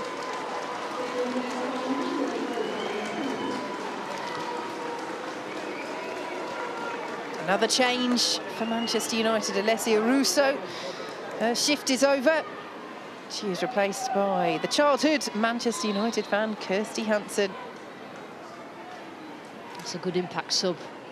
Kirsty Hansen has the pace as well, fresh legs, and get the ball wide, and she's a really willing runner.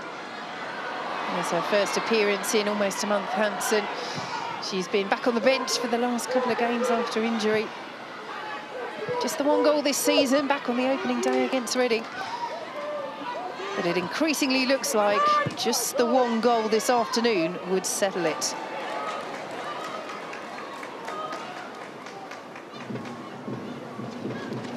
Both teams are finding it difficult to get some composed possession, connect the passes with quality. And they know that this game is right on the knife edge.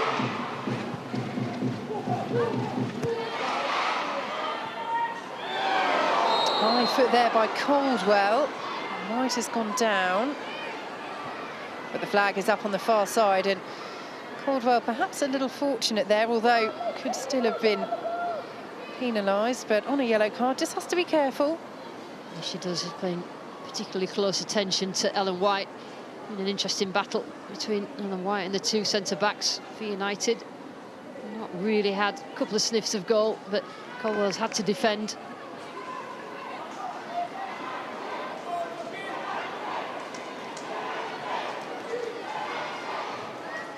Just her second appearance for Manchester United. Diane Caldwell, 33 years old. Arrived in January after leaving NC Courage of the NWSL. And perhaps a debut sooner than she expected. We knew Millie Turner was out. That's one of the reasons why Caldwell was brought in. But Aoife Mannion again not available for Manchester United today. So Caldwell playing in her place. Here is Weir. Sliding challenge made once more by Caldwell. And to get it spot on, walking that tightrope still, and him there with a little nibble at the ankles of Katie Zellem. The throw goes Manchester City's way. The two centre midfielders, Zellem and Ladd, have done particularly well to getting themselves out wide and covering and doubling up and helping United defend those wide areas.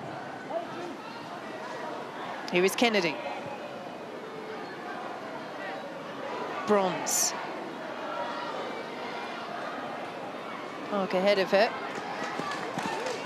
Too much ahead of her was that pass.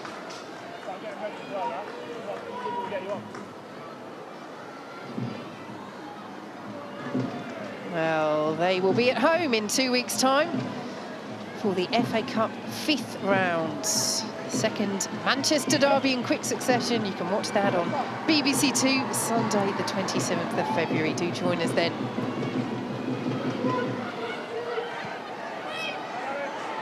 Greenwood with the foot in. Bruin gets her own foot in, as does Weir. Stealing it from Zellem. She might go for it here, Weir. She went for the chip again! And it's brilliant again!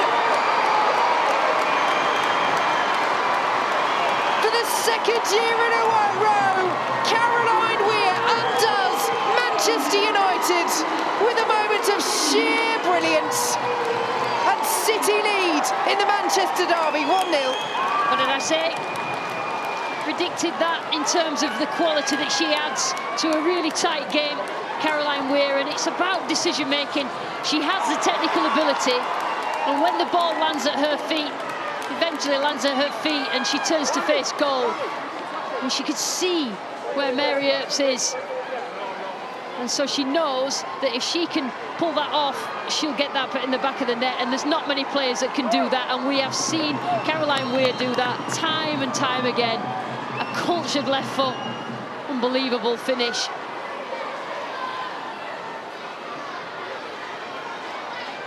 A year ago yesterday, she did exactly that here to Manchester United. That was in a 3-0 victory. That goal could well be decisive. And perhaps another Puskás Award nomination coming her way. Manchester United coming City's way. Almost. Tell you that was inches away there from United hitting back straight away. Terrific play down the left-hand side. Zellem crowded out of it. Throw goes City's way, and Ella Toone throws her arms up in frustration because she let that run. She felt it was United's, but what could have been United's was a potential equaliser. Wait until the 80th minute for this game to really come alive. And it's opened up. And I think this kind of ball that's put in behind is just inches away. It's terrific goalkeeping again by Roebuck.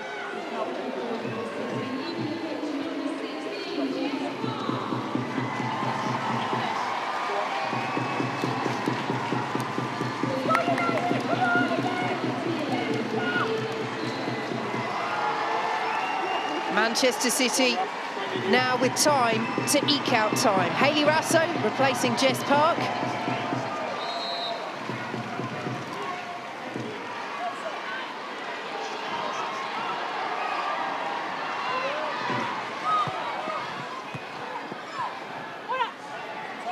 Well, they're closing in on a precious 3 points, Manchester City. And we said, didn't we, Lucy, that it might need that moment of quality. And Caroline Weir has provided it. And again, the throw goes against Manchester United. Yeah, when you have games that are as tight as this and the conditions mean there's a lack of quality, then sometimes it's a mistake, but it's even better when it's a moment of quality from a top player who's, when they come off the bench, change the game.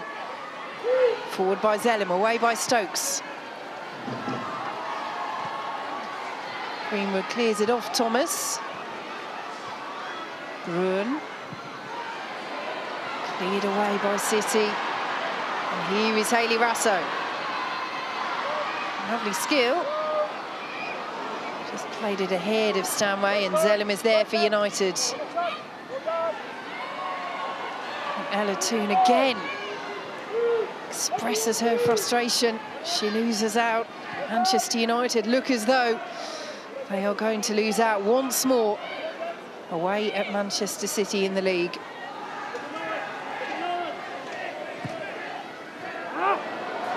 And City looking for the killer seconds.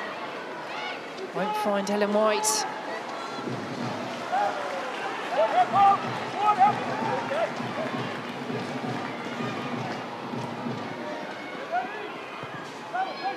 Long from Torres Dottir. Stokes is there.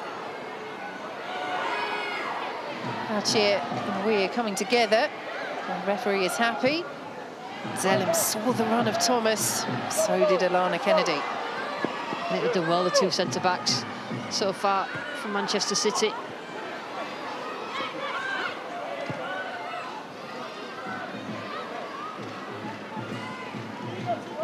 Well, they've scored in all but one league game this season. Manchester United. They need to find a way through here. But it's City who have control. Kennedy. Bronze. Lovely ball forward to Rasso. And White is racing through the centre, and Rasso just overran it and then ran straight into Torres Dottir, who clears the ball straight out of play. Substitutes making a difference. No, this is the goal.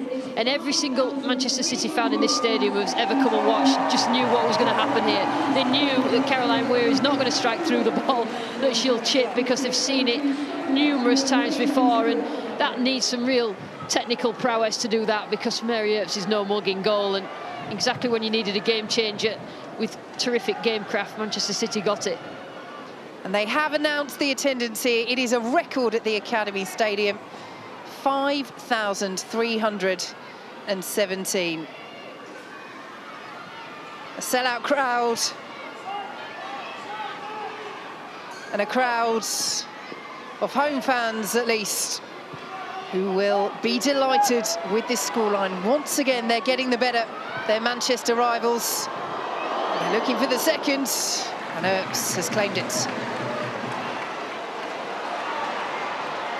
She's made a difference, Rasso. She's added energy as well. Now on that right-hand side, we've had energy all day long from Hemp on the left-hand side, and again, it's straight across goal, and that's as much as Rasso could get on it.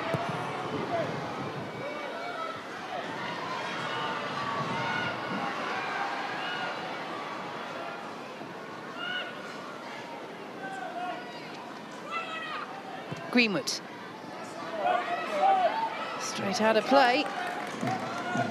And time, Lucy Ward, to get your player of the match. Yeah, there's not been a lot of quality in front of goal, but I think that Lauren Hemp she's kept going. She's been the bright spark for Manchester City and kept them going in an attacking sense. United coming forward in an attacking sense here. Hansen can't control. And it's through with Ellie Roebuck, but we must say, Lucy, again, yes, Manchester City have dominated possession, had the better of the chances. They will say that this is a scoreline that they deserve. But again, it shows how Manchester United, over the last 3 years in particular, have closed the gap on Manchester City, and they will still sit above them in the table, albeit only now by 2 points. Can City find this second goal? Weir to Hemp. Excellent challenge.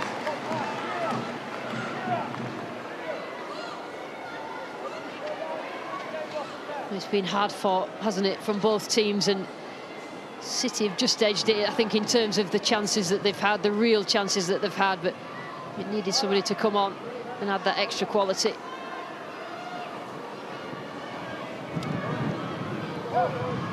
She has certainly played her part. It's Caroline Weir's goal.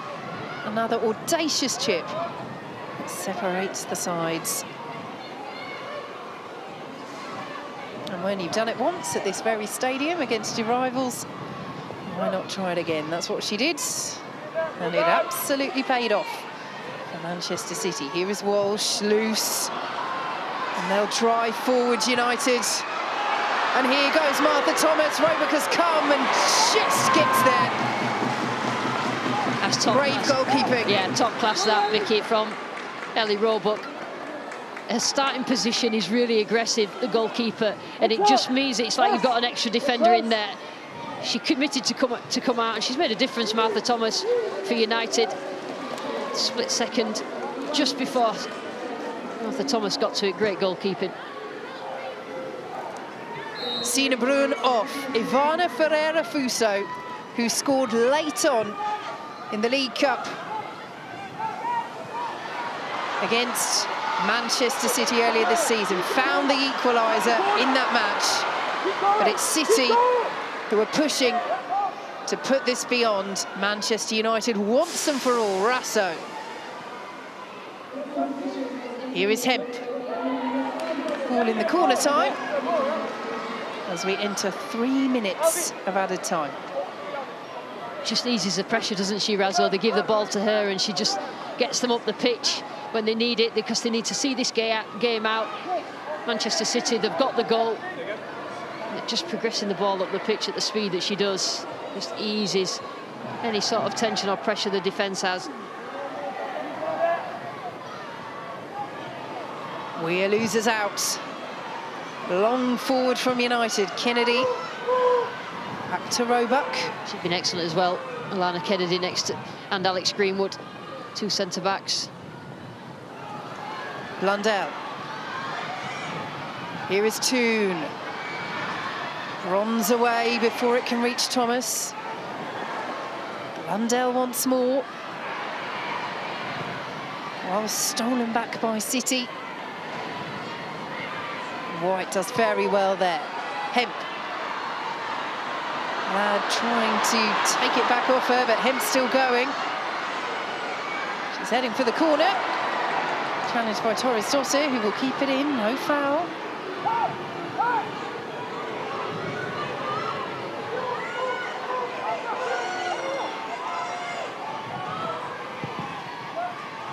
Roebuck's clearance.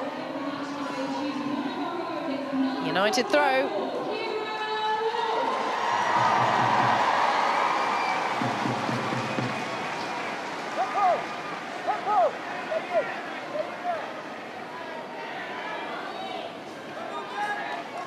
Well, what could this result do for Manchester City's season?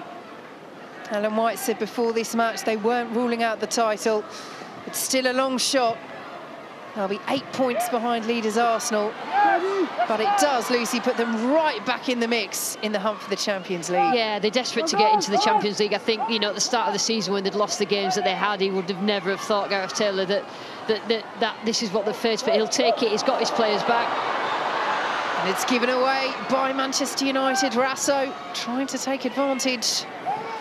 Unable to do so. And United might have time for one final charge.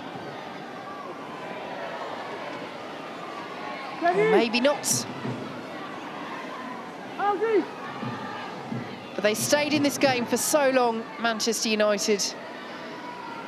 They are slowly but surely over the seasons, in encounters like this, bridging the gap between themselves and Manchester City.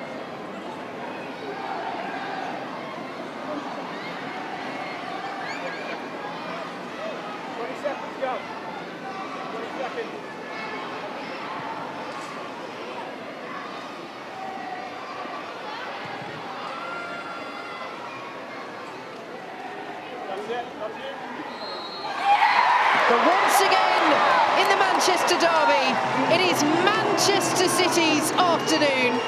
Caroline Weir with another sublime piece of skill against their rivals. The late breakthrough, enough. And Manchester City win by 1-0 in front of a record crowd at the Academy Stadium. And Lucy Ward, we have to say, City will feel they deserve it. Yeah, I think over the course of the game, they probably created enough chances, quality of chances as well, but it needed something special, didn't it, from Caroline Weir?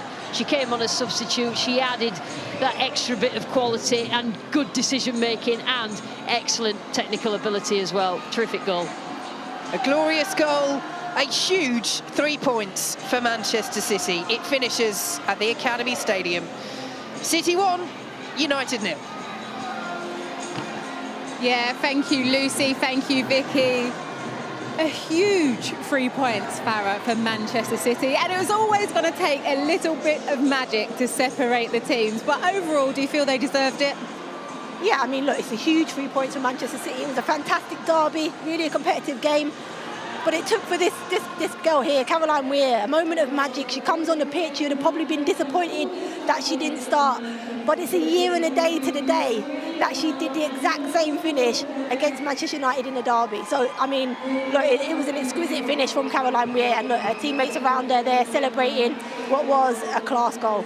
And really, you can almost see from those celebrations what a huge 3 points, and actually a relief it was for them to get those points. Yeah, what a goal. You know, I think if we're being honest, the second half we've seen more exciting games. There was not much to talk about in the second half, but you know, that goal absolutely lit it up, and that goal's where they win in any match. And as you say, the relief there, it's a massive 3 points for them. It closes the gap on United and really puts them into a strong position to go on and finish the season strongly now. Yeah, Manchester City up to 24 points in the table now. And reflections on Manchester United, Farah, and their performance today? Yeah, I was a little bit disappointed with Man United. I thought they did, a good enough job to stay in the game for the half. But I thought they would come out in the second half and do a little bit more than what they did. I thought, it was pretty similar. They went to a 4-4-2. They tried to change formation, but didn't really create much. They had 1 or 2 chances, but nothing clear-cut. I think Manchester City dominated most of the game, and I think we heard Mark Skinner saying that he wanted his team to control the game. I didn't think they showed, much of that or much game management throughout the 90 minutes. Why do you think they struggled today, really, Manchester United? I just think Man City's experience, they've managed to contain anything that Man United threw at them. I think City soaked it up. I think they'll be really disappointed. I think Mark will be disappointed in terms of they didn't manage to influence the game a little bit better. They never created anything really clear cut. I don't think Kelly had too much to do, but City just looked like the more mature team. They looked the more experienced team, and they did enough. Yeah. Over 5,500 here at the Academy Stadium today, and what a noise they have been making, Farah, which as well would have helped Manchester City today. Yeah, definitely. Look, this is what the women's game's been crying out for. We've been asking for crowds like this to turn up, and what a fantastic occasion for both teams today. I think, the Man United fans that turned up today also really pushed their team, but look, you can see the City flags around the stadium being, flagged about. It's fantastic support for both teams today. Okay, well, we said it was going to take a bit of magic, which it did. Let's take a look at that goal and just the quality that she managed to get on it, Farah. Yeah, I mean, the goal come from, initially she put a press on. You can see here, this is the second phase of it, but the audacity to see where the keeper is and just to dink it from the distance she was, it's phenomenal. She had to work hard to win it. She nicked it off Katie Zellum. And then, as I say, she's seen where Mary Earps is, and, the dink was fantastic. We're actually just joined, as we're playing in this goal right now. Caroline Weir has joined us. Caroline, talk us through this moment. What was you thinking? Yeah, to be fair, I actually don't remember too much. It's a bit of a blur, but I know what I'm like when I hit the ball up in that area. It's obviously similar to the last goal, I think. I just can't help try it. I try it all the time in training, and sometimes the keeper just catches it and I look a bit silly, but sometimes it goes in, and luckily enough for me today it went in. I love how you're saying just sometimes you try it. It was a year to the day, Farrell was just reminding us that you did it before. So you have got it in your locker. We've seen it many times, but for you to come off the bench and create that bit of magic, to have those 3 points for your team, it's got to feel special. Yeah, obviously. I mean, it was a really close game throughout. It opened up a little bit in the second half, and I knew if I got the chance to come on, I'd have a little bit more space maybe. So, yeah, it's just about picking the ball up in those areas and trying to make the most of it. And, you know, we needed those 3 points, and obviously delighted for the team. I know Willie wants something to say to you as well. Well, yeah. I mean, I think I showed you how to do that when you were 14 or 15, Caroline. But, I mean, in all seriousness, how big a goal is that in terms of the WSL season?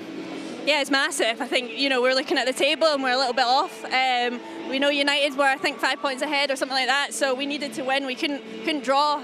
We knew how important it was, and we need to carry this momentum as we go, and we've got massive games coming up, so it's still all to play for. Yeah, there was a number of special performances. Farrell was highlighting Jess Park, and in the second half she even hit the post as well. Yeah, Jess, she's done so well. She's such a young talent, but has shown it in the big games throughout the season. And I thought she was really good first half as well, creating chances for us, and she was unlucky hitting the post. But you know, the whole team, we have so many talented players, young players. Hempel again, it's just so good for us. And I think the whole team played well today. And yeah, obviously, yeah, delighted to get the win. Caroline, thank you so much for joining us, and congratulations on another wonderful goal. Thank you, Caroline. Thank you. Farrell, you did say about Jess Park and how special she was. She was come so close in the second half again, hitting that post. Yeah, she did. Look, she was fantastic in the first half, and there was numerous amount of chances from Jess that she created, along with Lucy Bronze down this right-hand side. I thought they were fantastic. But the chance she got in the second half, and she cuts in off her right foot and hits the post, I think we can see it here. The ball comes out wide to her. And as she gets it, she just takes the full back on the inside. I think her first touch made her come back inside. And look, it's a great shot on her left foot off the post. But she had a quieter second half, and that's probably the inexperience that she has.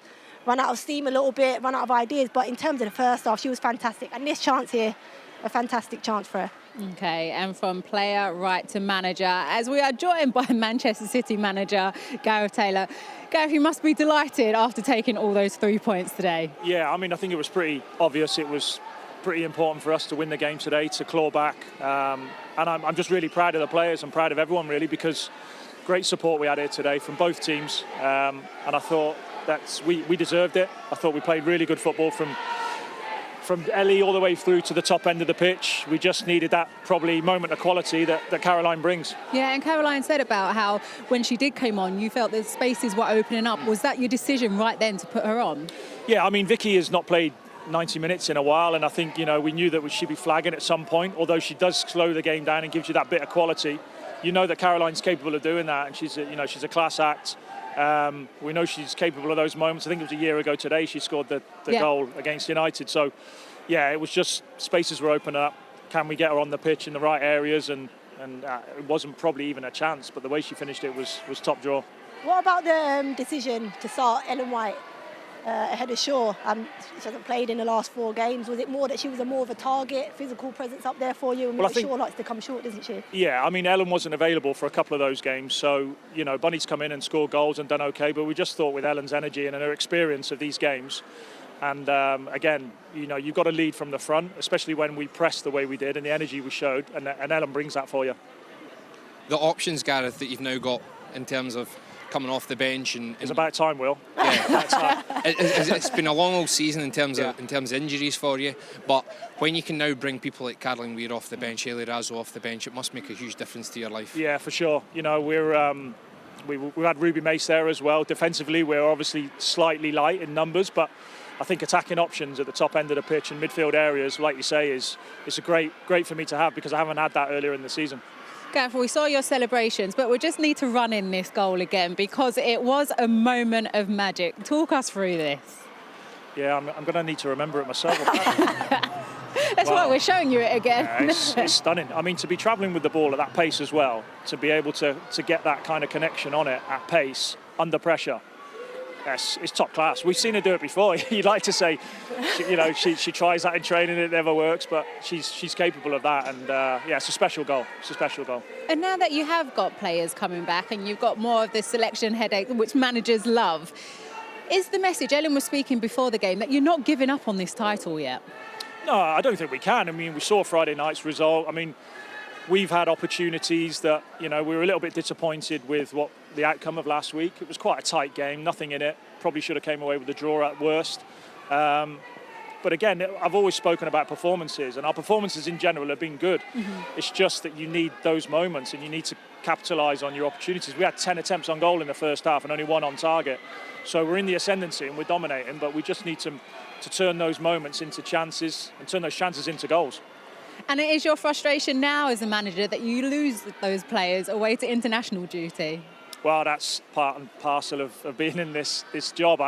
It is frustrating, but it's nice to go into the international break with a really positive performance and a great win. OK, Gareth, thank you and congratulations on Cheers. today. Cheers, guys. Thank you. We were just looking at the table there and how close it is, Farah, and the difference that moments of magic like Caroline today can make. Yeah, and he mentioned it there. Look, they would have been disappointed with the goal last week against Chelsea, Sam Kerr's goal. Look, he mentioned he had all those chances against Chelsea, and one moment changes games, and that's happened today in the Manchester derby with Caroline Weir. And look, it was a class finish from her, and it was a moment that they needed because they dominated much of the game, but without really creating anything clear-cut. Yeah, OK, well, let's hear from the losing manager, Mark Skinner, who is joined by Kelly Summers right now. Mark, commiserations. The wait for a first WSL derby win goes on. What are your thoughts on your team's performance today? We weren't as aggressive as we needed to be. There was no way that we're looking for a draw here. That's not what it is. We're looking for our team to play with the aggression that we know we have. But in times this moment, look, Man City are a very well patterned, drilled team. So you leave one space, they open it. But what we have to do is, when we're in the moments where it's a physical battle 1v1, we have to be better at winning those 1v1s, because what that does is it sets you up and breaks their pattern. And I don't think we were good enough at times in the game doing that. Why do you think that was? I would just say that it's sometimes you have to grow to the mentality of these games, and I feel that we're very much on the way to that, but we've got much more work to do. Because when you've played these games, you understand the hurt, and I've just told them after the game to feel what it feels like after this game. Because that's what every fan will feel, and that's what everybody else will feel. Feel it, because that's the fuel that makes you push to the next level, and that's what we're going to do. It's a goal, of course, of the highest quality from Caroline Weir from a Manchester City point of view, but from your point of view, were you frustrated or disappointed? Very fortunate in terms of the way it's fell to her, but it's a great finish.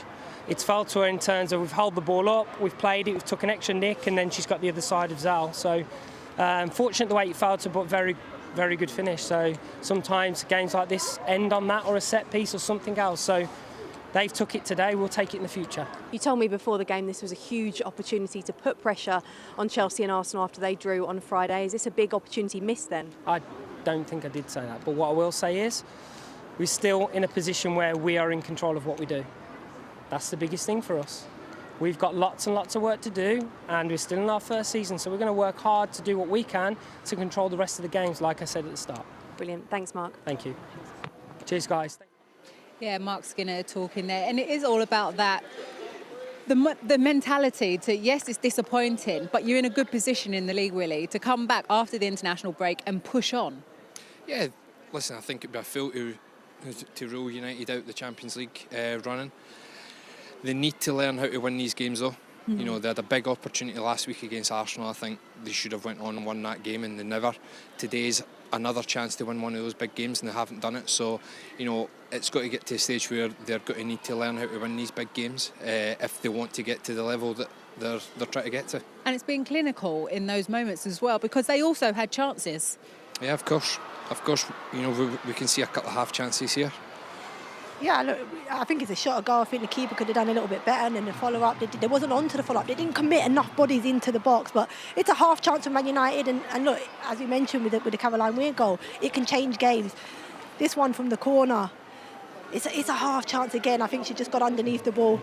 But this was the one that the keeper just parries down, that, you know, maybe that they could have put this one in, but they were the only two chances of the game for Man United. So as much as they talk about, you know, being in the game and staying in the game, they didn't really have much clear-cut chances to get anything from the game. Mark Skinner sounded really disappointed in his interview, and you would be, because these are the games that you need to be winning in order to get yourself in them top 3 positions. How do you change that mindset, Willie? Because that's an interesting point that you make about winning these sorts of games. How do you go about that? Well, I had at Everton, we had a real mental barrier against the top 4 teams, and I included United in that when I talk about the top 4. And what I tried to do was actually sign players who had winners' medals, sign players who had been in those positions before. So it was about trying to actually bring that mentality to the club. Now, if you look at Man United in terms of their journey, this is only their 4th season. So there's nobody there who's won things as a Man United player. So you're going to need to actually bring it from elsewhere. And I think that can be one way of them eventually cracking it. Okay, well, it's been a great weekend of football and still some results going on at the moment. Let's take a look at the WSL and what's happening. So you can see that one, it was 0-0 against Chelsea and Arsenal. It ended here 1-0 to Manchester City. As you can see, Aston Villa are currently 2-0 up against Everton. You've got a draw going on at the moment between Birmingham and Tottenham Hotspur. 1-0 to Brighton against Redden, and Leicester City are 2-0 up against West Ham. So interesting, Farah, when you look at some of those results, and surprising. Yeah, they are. I mean, the Villa-Everton one. I know Everton have just sacked their manager, and they're in, a bit of a dark spell for them. But that's a massive result. 2-0 at home. Losing 2-0 at home to Aston Villa. I mean, for me, I'm looking at wherever it can go and who they're going to bring in. But that's the shock one for me, on the fixtures this weekend. And Willie, we've got to speak about Everton right there. Losing 2-0 and the whole situation of what's going on at that club at the moment. So disappointing, because we obviously had real high hopes at the start of the season. We recruited eight new players, and the big objective was to challenge for those Champions League spots. And there's been, obviously, I went, and then Jean-Luc's now went. So as far as says, where does the club go? Mm-hmm. They've got Chris Roberts and Claire Ditchburn in interim charge. They've got a number of players out of contract in the summer, so it's a real tough spell for them just now as a club. But they have some quality players, like you said, the calibre of players that you brought into that team. To be losing at the moment 2-0 to Aston Villa also. Yeah, against a team who are out of form themselves. Aston Villa are not in good form, and to be losing 2-0 at home, I'm sure will be bitterly disappointing for Chris and the players. Okay. Farah, I can see your hands are shaking there next time, and we need to get you some gloves if you're going to be out in the cold. But just to wrap up on the events here today, and Manchester City deserving those 3 points. Yeah, look, a very dominant performance by Manchester City, and to finish the game off with such a quality goal of such a high calibre from Caroline Weir is fantastic. Okay, well, you can go off and get yourself a cup of tea now and get warm. Thank you very much for joining me, Farah and Willie. Well, it was ended here at the Academy Stadium. Manchester City 1, Manchester United 0. And actually, we're going to be doing it all again soon on the 27th of February. But this time, not in the WSL. It will be the 5th round of the FA Cup. We hope you enjoyed it. We did. And we'll see you again in a couple of weeks. Have a good one. See you later. Ellen White leads City out today. Nothing but a win here will do in front of this sellout crowd. All across, what a miss.